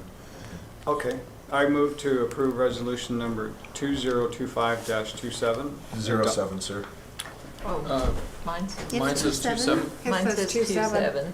Oh, mine is showing 07. Oh, I'm sorry. Mine is showing 07. Sorry. Mayor, It's all good. may I interject in advance of the motion? Excuse me. I apologize. A few of these, this was pointed out to me by Councilor Childress earlier today, that a few of these have a decimal place that's been carried. So there's plotter page fees. One reads, excuse me, I'm sorry. The 24 by 18, it should be 35 cents, not $35. The 24 by 30 should be I'm sorry, 50 cents. And the 24 by 36 should be 65 cents. It's at $65 right now, so I knew that if you guys were going to amend this, that you'd probably want to make the motion to amend and as the first motion. Can we make the motion with the amendments that Mr. Corthell, and just state with the amendments Mr. Corthell said? And I apologize. My paperwork is missing a digit, so. I'm reading that number right. Not a problem. So if you want to restate it correct the way you were, and just add with Mr. Corthell's amendments to it, that would be great. Well, now I'm not going to remember what Mr. Corthell said. You don't have to say what he said, just Okay. with the amendments he just said. That's all you have to say. I move to approve resolution number 2025-27, adopting a master fee schedule and repealing all prior conflicting fee resolutions and adding what Mr. Corthell said for correction on the decimal point carry. Second? Moved and seconded. Any discussion? All right. Christie, will you call the roll? I'm sorry, Councilor Vicenius, did you make the second? Yes. Thank you. Yes, Mayor. All right. Roll call with Councilor Gilmer, please. Aye. Thank you. Councilor Schenkel? Aye. Councilor Childress? Aye. Council President Vermillion? Aye. Councilor Bartholomew? Aye. Councilor Vicenius? Aye. Mayor Kaiser? Aye. Thank you. Vote passes 7-0. All right. Resolution number 2025-28. Contract award for water intake pump replacement project 25-14. And I am going to take a guess at Mr. Corthell. Yes, sir. Thank you, and good evening, council. So this is a project that we went out for formal bids and procurement on, and at the bid opening, our low bid for this project was R.L. Reimer's company at $143,105. And staff is recommending that you adopt that lowest responsive bid. All right. Is there a motion to approve resolution number 2025-28, contract award for water intake pump number 2 replacement, project 25-14? I move the City of Molalla to adopt Resolution 2025-28, a resolution of the City of Molalla, Oregon, awarding a contract for the project 25-14 water intake pump number 2 replacement and authorizing the city manager to prepare and execute the necessary documents. Second? Moved and seconded. Any questions or discussion by council? Ms. Corthell, just a quick question on this. This company has a good track record of doing this kind of work. Yes, their references were checked and we found them all to be positive. Perfect, thank you, sir. All right, Krista, we have a motion and a second. Would you call the roll, please? Certainly. Counselor Gilmer. Aye. Counselor Schenkel. Aye. Counselor Childress. Aye. Council President Vermillion. Aye. Counselor Bartholomew. Aye. Counselor Bicenius. Aye. Mayor Kaiser. Aye. Thank you. Vote passes 7-0. Last one, resolution number 2025-29, awarding a contract for library relocation and authorizing the city manager to prepare and execute the necessary document. Mr. F., can we have your staff report, please? Thank you, Mayor. We put out an RFP. I think I mentioned this at your last council meeting, that we were impressed with the number of RFP proposals that we did receive. We broke that down at a staff level to 4 and held interviews on November 18th. At the end of that process, we are recommending that we award the contract to McKinsey, who's still here tonight. And we would request that you place a not to exceed $250,000 on the preliminary design on that process. I do want to remind council that this design also includes the kind of interface between this building and the building that community development is vacating, the part of the building that community development is vacating, and then the new structure. So there is some, because we have to continue to use this building when we get to construction. So that's what staff is recommending for you. I do want a caveat on the motion, if you would allow that you make the motion under the condition that McKinsey not Photoshop my picture with beaver attire, and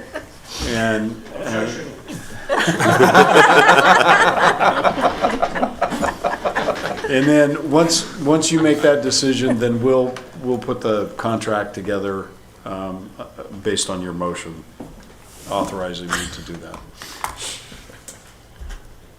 You know, Mackenzie, if you guys are gonna do this, you have to share. It's not nice just to only do it with staff, you know, The rest of council us want likes to a see good it. joke once in a while too. Very much appreciate it. Thank you, sir. All right, is there a motion to approve resolution number 2025-29, awarding a contract for the library relocation and authorizing the city manager to prepare and execute the necessary documents not to exceed $250,000? I move to approve resolution number 2025-29, awarding a contract for library relocation and authorizing the city manager to prepare and execute the necessary documents not to exceed $250,000 by title only. Second. Moved and seconded. Any discussion or Not questions? to include my request. Yeah, you forgot about his request. I think you Maybe We're he moving did on forget. quickly. Pictures. It's already been seconded. Uh, Any questions or discussion? All right. Christie, will you call the roll? Counselor Gilmer. Aye. Counselor Schenkel. Aye. Counselor Childress. Aye. Council President Vermillion. Aye. Counselor Bartholomew. Aye. Counselor Bicenius. Aye. Mayor Kaiser. Aye. Thank you. Vote passes 7-0. Thank you, Mackenzie, for taking this on. We appreciate you guys. All right, up next, staff communication. 2025 year at glance. City Recorder Teets, can I have your staff report, please? Yes, thank you, Mayor, and good evening again, Council. I am going to direct you, please, to the graphic on page 69. It's not really fancy, but I'll give you kind of a bird's eye view of what we've been up to this year.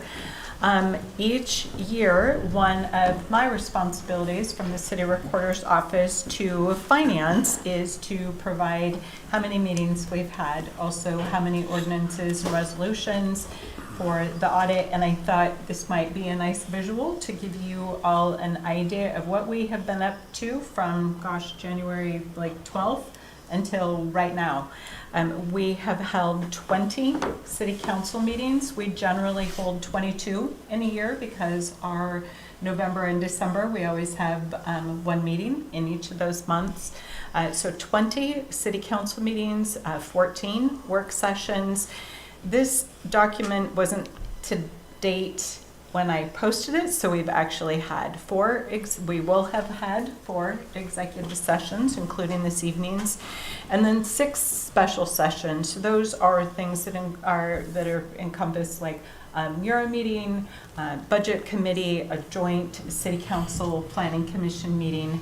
We did hold a special session. We lost our AV one evening, and we were able to make up that meeting the following week. So those are all considered special sessions. So nonetheless, from January until now, we all have met 44 times. So I think that's pretty darn significant when you look at it on a whole. Also, resolutions that have been passed, we are at 29. Let's see, I have some notes here. We generally adopt, this is, I'm not going to say this is a normal number. This is a very high number. The last time we met a number of this nature was in 2023, and that was Mr. Corthell had all kinds of work going on that year, so we had 35 that year. But resolutions for this year that are approved, just as a reminder, would include the housing production strategy, funding items such as the wastewater treatment plant, adopting the annual budget, awarding multiple contract awards, and continuing intergovernmental agreements to collaborate with outside agencies. The average number of resolutions adopted by Molalla City Council each year is 21. Other key resolutions that stand out for me this year were the opportunity to purchase our beloved Fox Park and a city council seat open that brought us newly appointed Councilor Bicinius. So I've already enjoyed working with you, and I encourage you to run for elections in 2026. Next year is an election year. There's my shameless, not so shameless plug.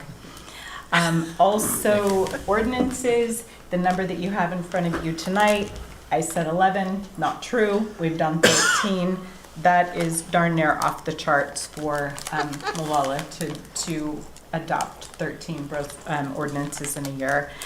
So mostly in closing, I would just say to you all, we've accomplished so much this year. You knocked those ordinances out of the park tonight. That was so impressive. The public hearings, the first, second reading and adoption, and the resolution mess up was mine. I write the mayor's script, and unfortunately he had a wrong number, so that one's on me. But nonetheless, I'm so proud to be part of this city council and to serve you and have another productive year. So thank you all. Thank you. Thank you. Thank you, Christy. Question on your number out here for resolutions passed, does that include tonight? It does. Oh, I was gonna say, we were a lot closer then. Yes. Okay. Yeah. Done a lot this year. Questions, comments? Does it make anybody else tired? Because it makes me a little tired. Yeah. Looking at this, coming into this council meeting tonight and then looking at like the goal setting and all of that from our work session, I was kind of feeling let down. It just didn't feel like we got that much done this year. And this year's gone so fast. Seeing this changes the whole aspect and the whole thought. And you thank us and you're very proud of us, but I need to take that and turn it on you. We would not be able to get this amount of work done without you. And I really appreciate you. I appreciate the time you spend with council, teaching them how we are to do our jobs and Robert's Rules of Order and everything else. I think it was 5 years ago I came into this role and you made a promise to me, and you have kept that promise every single day since I've been here, and I can't thank you enough. I really appreciate your hard work. Thank you. You're welcome. Okay, get the tissues out. Up next, Molalla Public Library event update. Director Hadley, can we have your staff report, please? Well, if you want to turn to page 70, this is the news and notes I send out to my board, letting them know what's going on, and I include Councilor Gilmer in that as well. And so there's a lot happening at the library. Every week there's stuff going on. This week we had Make It Monday, which is the adult craft program. We had a STEAM program for kids. We didn't have any bookmobile runs this week, but story time tomorrow and Friday. We have added some bookmobile runs. Bear Creek Apartments is one. We're going to be going to Arbor Terrace. We already go to the Greens at Ridings, Plaza Los Robles, and Love One Laundry. We've added a second stop, actually. And then we will be closed December 24th, 25th, and 26th, as well as closing at 5 p.m. on the 31st, and we're closed on January 1st. We have a winter reading program this year through our Beanstack program on the website. It's a bingo kind of thing. Really, it's not that hard. Okay, so reading your council packet counts as reading. You can participate in this. And this year, our finishing prizes are old-fashioned lunch boxes with our Sasquatch on it. We've gotten a lot of use. Becca is the one who connected us with the graphic artist for our bookmobile, and we've gotten a lot of use out of those graphics, especially the Sasquatch. It's been really incredible. And I will say that Lake Oswego and Sandy Hoodland just got new bookmobiles today. I saw pictures.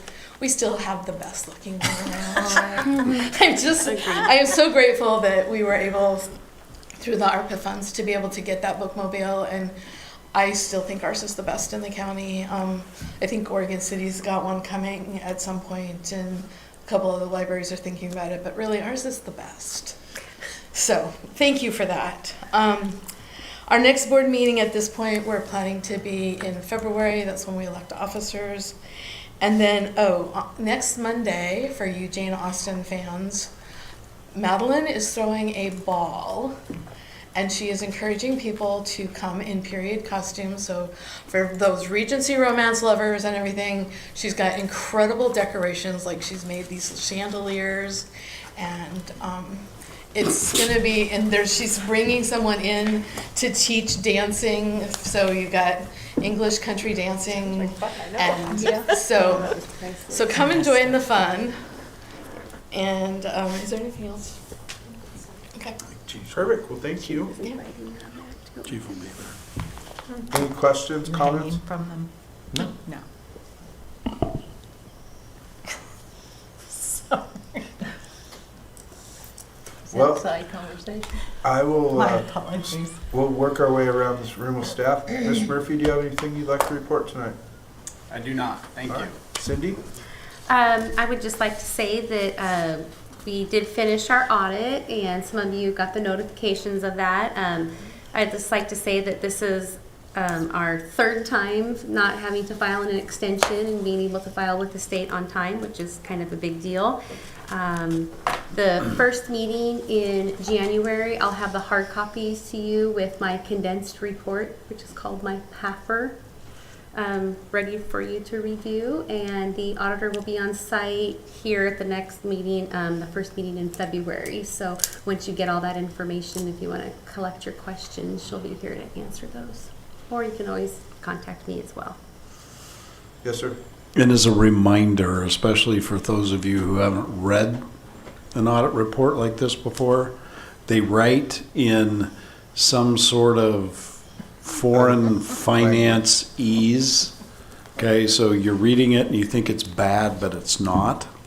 So if you have questions about what it says and how it is, please let us know. That envelope you got tonight, it's in there. In the very first paragraph, it starts off with some different language that most of us would say there's something wrong, and it means it's good, I guess. Well, it's kind of funny, but I mean, if you looked at other cities' audits, it's pretty standard. It's all the same language. I watch council meetings. I don't make a habit of looking at their budget and audits. Well, if you want to venture out. Thank you for the info. Any questions or comments? All right, Christy, do you have anything else you'd like to report tonight? I don't, Mayor, thank you. All right. Diana, Rebecca, anything you'd like to else report tonight? I think we've covered it. Huh? I think we've covered it unless Becca All has right. anything to say. Perfect. Chief? Yeah, there's not much going on, other than we're moving into a new police department on the 22nd, so we're pretty excited about that. We're gonna have tours. We're scheduling or looking at our schedule for tours probably at the end of January. We want to get in there, get established, figure out how all those neat new gadgets work. So we're super excited. None of this could have been accomplished without the city, without you guys, without the three that were standing back there and talked today. They have been a huge help. Everybody's gotten along really well, been able to communicate with each other, and when we did have differences, we were able to resolve them quickly. So we're super excited. Hiring update. I have one in backgrounds right now, and we just made a conditional offer to a person who's going to be starting with us on December 29th, and it is Mr. Kyle Murphy. Yeah. Congratulations. So now we need to hire code enforcement.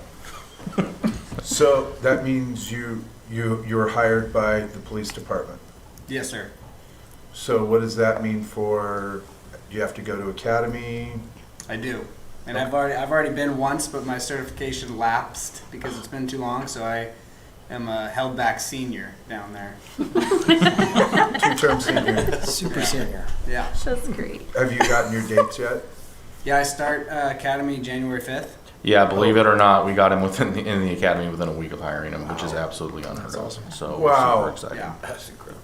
Will you keep us and let us know when graduation is? Yeah, I'm sure they will. Yeah, we'll keep you up to date on everything. I'd like to go down to his graduation. Yeah, absolutely. Do you have to sign something? Well, we gotta It's a wait on- conditional offer, conditional. We have to wait on Mr. Huff, apparently. I didn't know this. I told him when I stop giving you a hard time, that's when you need to worry.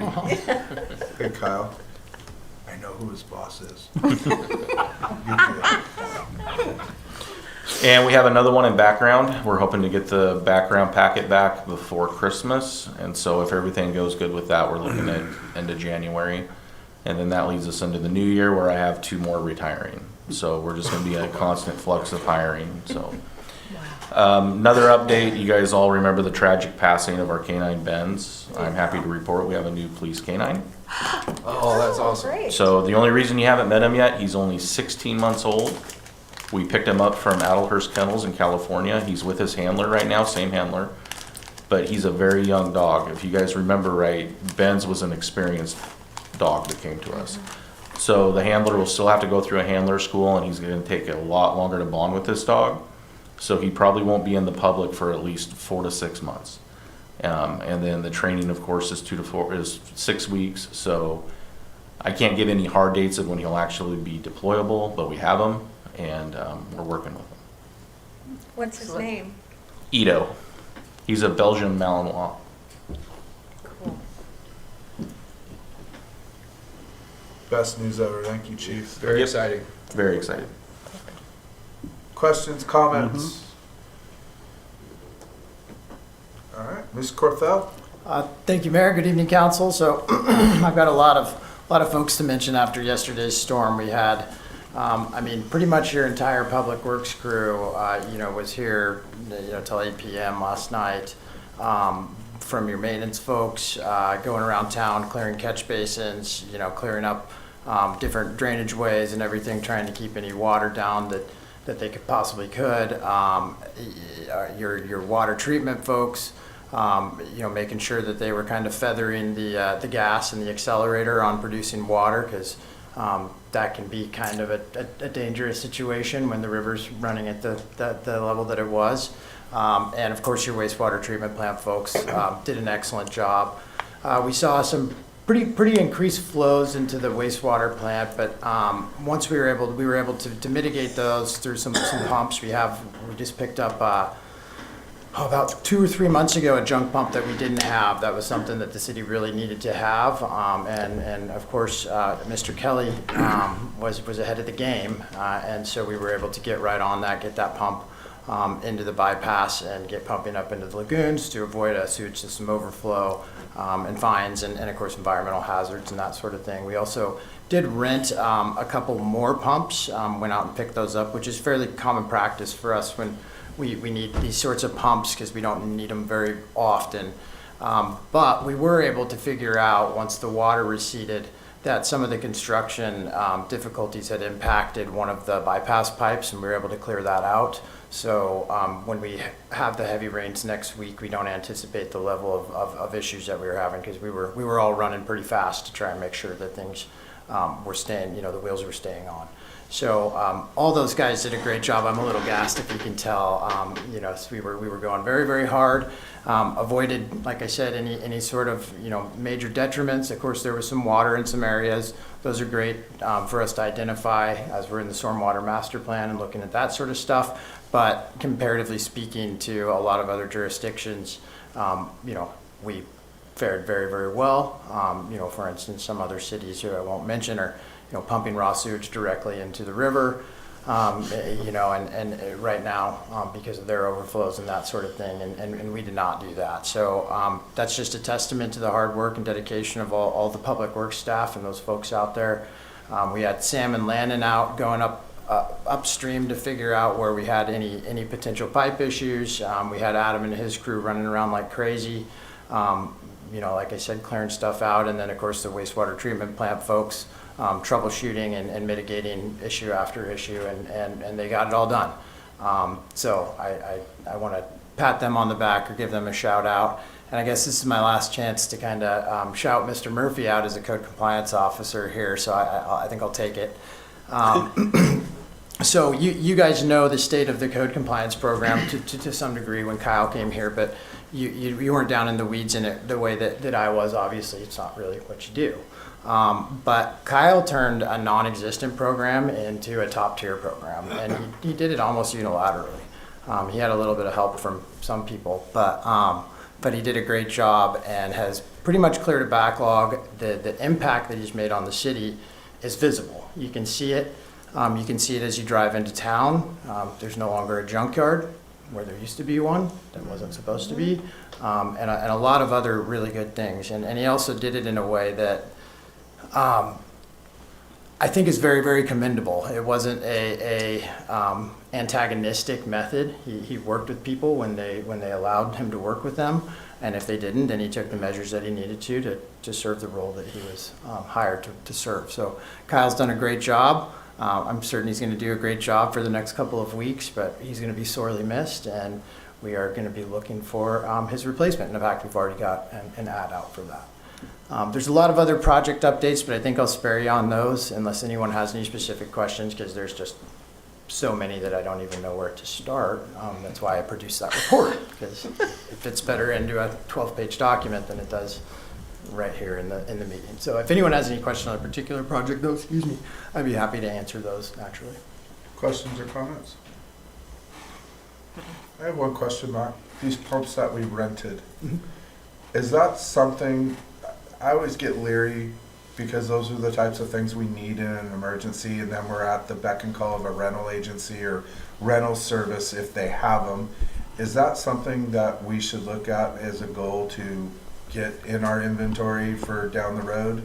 I think, well, the one we were able to get this year, it probably meets 95% of our needs. Okay. And then the other thing that can provide a little bit of solace too is that we are on, and we have an agreement with River City, so we are on a certain emergency list. So if there's an emergency and we call them, it doesn't matter if it's 4 a.m, they're here.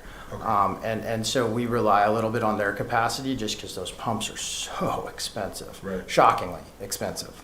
And so the one that we did get, we're going to use them for multiple deployment concepts. So not only things like this where we need to move water and move it fast, But also things like if we need to bypass in order to do a public project or something like that, bypass from one manhole to another and that sort of thing. I don't, as we sit here today, see a need to add any more to our fleet, just because I think it would probably sit there 90% of the time, and you know how machines are when they sit. So I would say that it probably isn't a necessity at the moment. The one that we do have definitely served its purpose and came in handy. Okay, perfect. Thank you, sir. Mr. Huff? Just a couple of things, I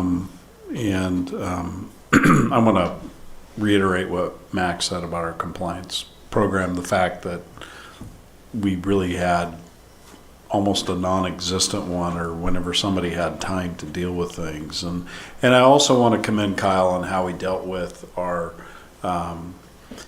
camping ordinance and enforcing that with, he was firm, but he was also enforced it with dignity, and I appreciate that, even though I have to give him a hard time every time I see him. And I'm happy that I don't have to stop doing that, because he'll just be over at the police station and I can find him over there. So that's a good thing for me. The other thing is that I'm surprised that you didn't think you were doing anything this year. Because I could go to each one of these people that are sitting here, and it's like, man, we feel like we've been just Hammered. getting hammered on stuff. I mean, we're finished the police station.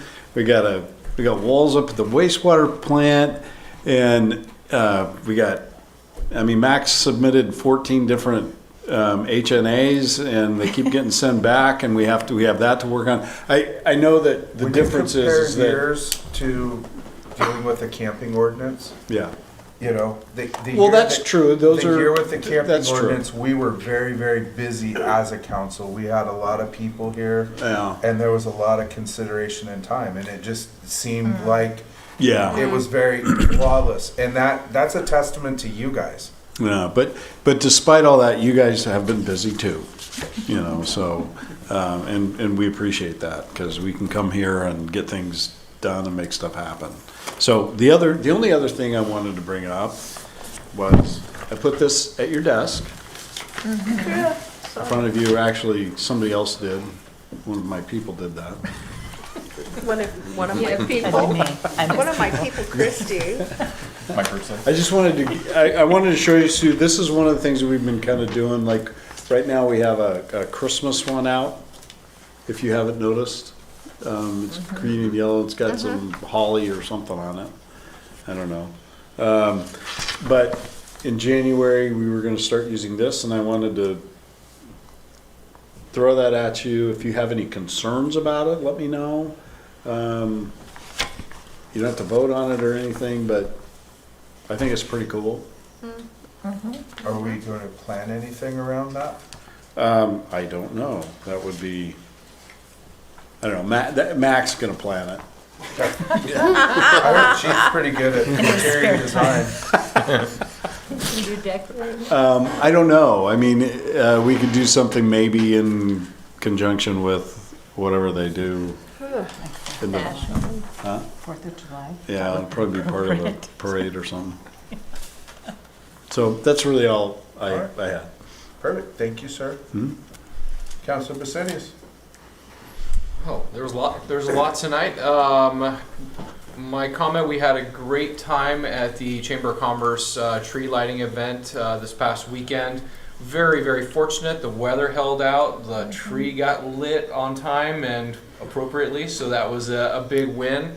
But it was nice to see the community turn out, and the weather was conducive, which was great. I will be very interested to see our sock drive turn out and see which team I'm going to get harassed by, because I'm kind of participating on both sides in some capacities. So looking forward to that. And I'm hoping we win, of course. Thank you, sir. Councilor Bartholomew. I have nothing to report, Mayor Kaiser. All right, thank you. Councilor Gilmer. I just want to say congrats to Kyle, and thank you, Christy, for all your hard work, and all you guys for all the hard work, and wish you all a Merry Christmas and a Happy New Year. Thank you. Councilor Schenkel. I have nothing to report. Counselor Childers. I have a couple of things. First, concerning the sock drive, I don't have the chamber's numbers because they're not going to get them. They wouldn't give them to me. I tried to bribe them. They're going to go shopping as soon as you say what number you got. Right, but we collected 266 pair of socks. I counted them today. Does that count the ones that Mac removed earlier? Yeah, well, not the ones he removed, but They're really nice socks. there's some great socks in there, that's for sure.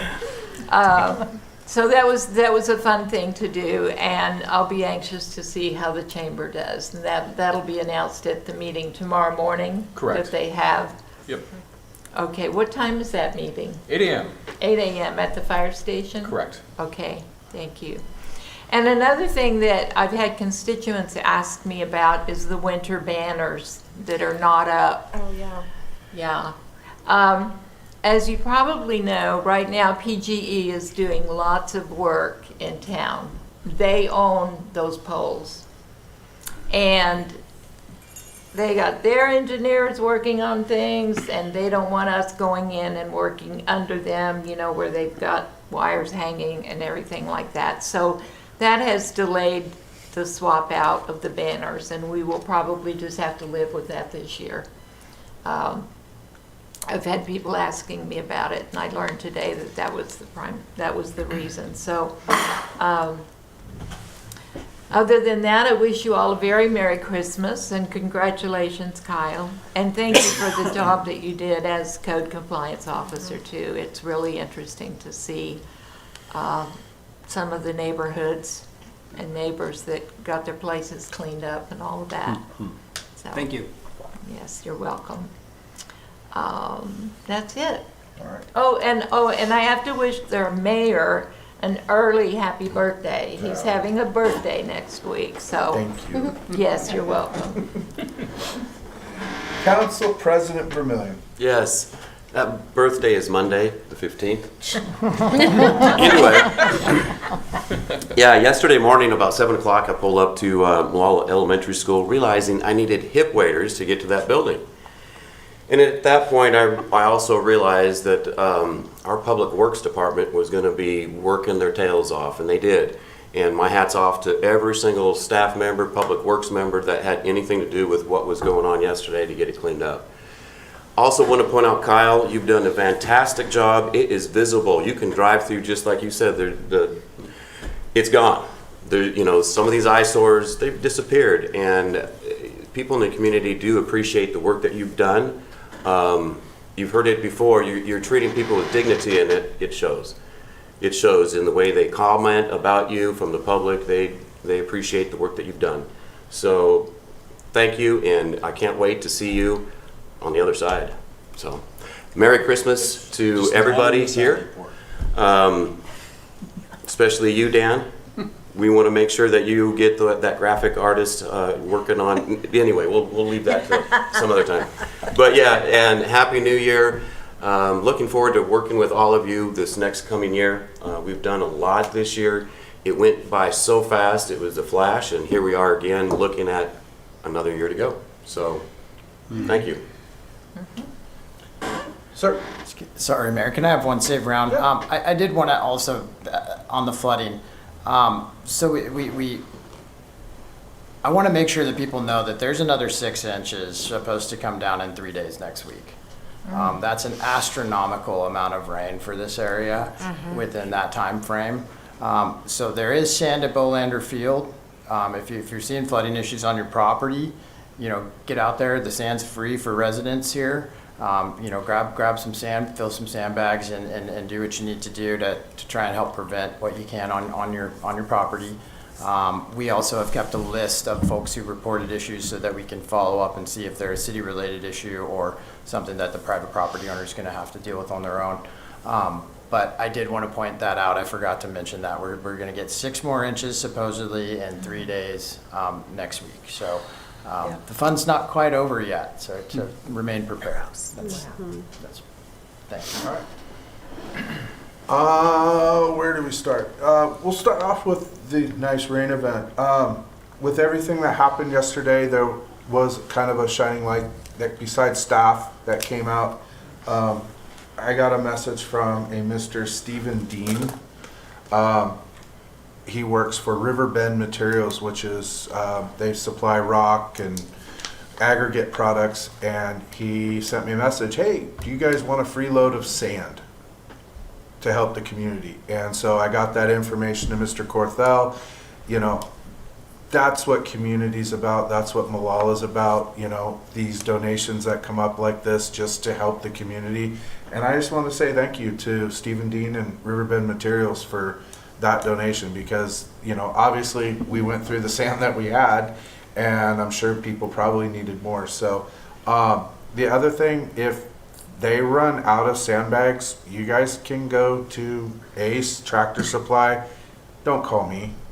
I'm usually at work. I can't do nothing about it. Or if your house is flooding, don't call and yell at me because I didn't get you help. We need to think ahead. You just got the warning, 6 more inches next week.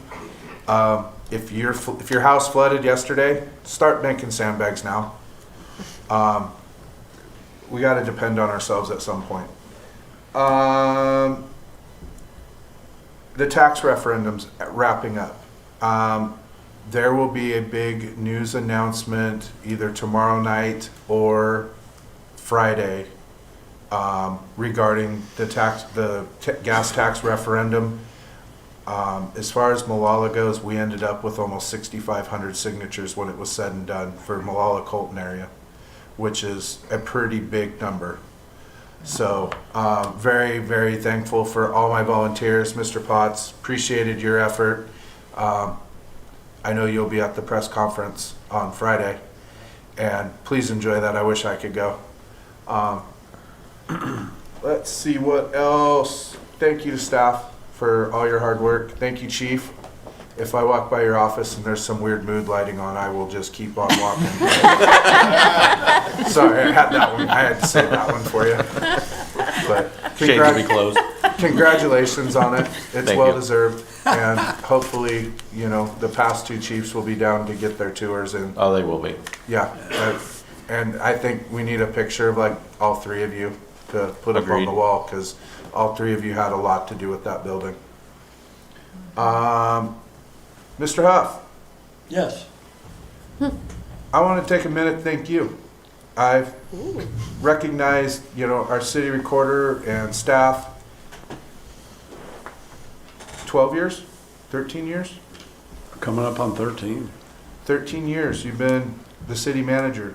And for the past 5 years, well, let's go 4 years, you know, sewage treatment plant, we've not had any fines. We've gotten a ton of projects done the past 5 years, and you know, your leadership, your teachings, the city probably wouldn't be where it's at. And I really appreciate all your work and all your effort and what you've put into this city. And I wanted to say thank you. Thank you. You're welcome. So- It's not all just me. You probably expected that to come Yeah. out. It's you and the excellent staff that you select. Yeah. Yeah, that's where I learned it from. Yeah. Kyle, incredibly proud of you. Always loved seeing our staff work their way up.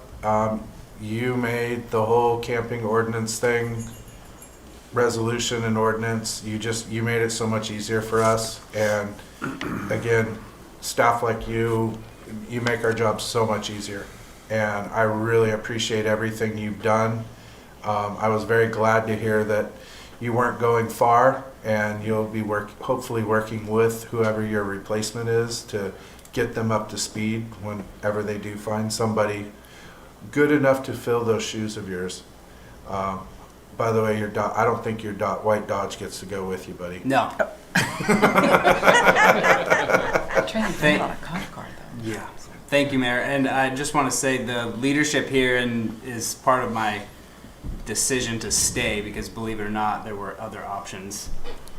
But you guys all, I mean, why would I want to leave? I don't know. Yep. With that, I would like to wish everybody a very Merry Christmas, Happy New Year. We will see you back here January 14th, probably, no, 10th. Please remember that we're gonna Do an do executive meeting. executive session and you have an announcement to make. Oh, yeah. I will have an announcement.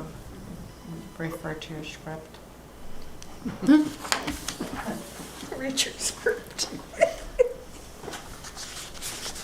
Well, Council communication and adjourn meeting. I'm on a roll tonight. I'm so sorry. We're getting ready to, We're going to adjourn to, I need the numbers. let me, I'll read it for you, sir. No problem.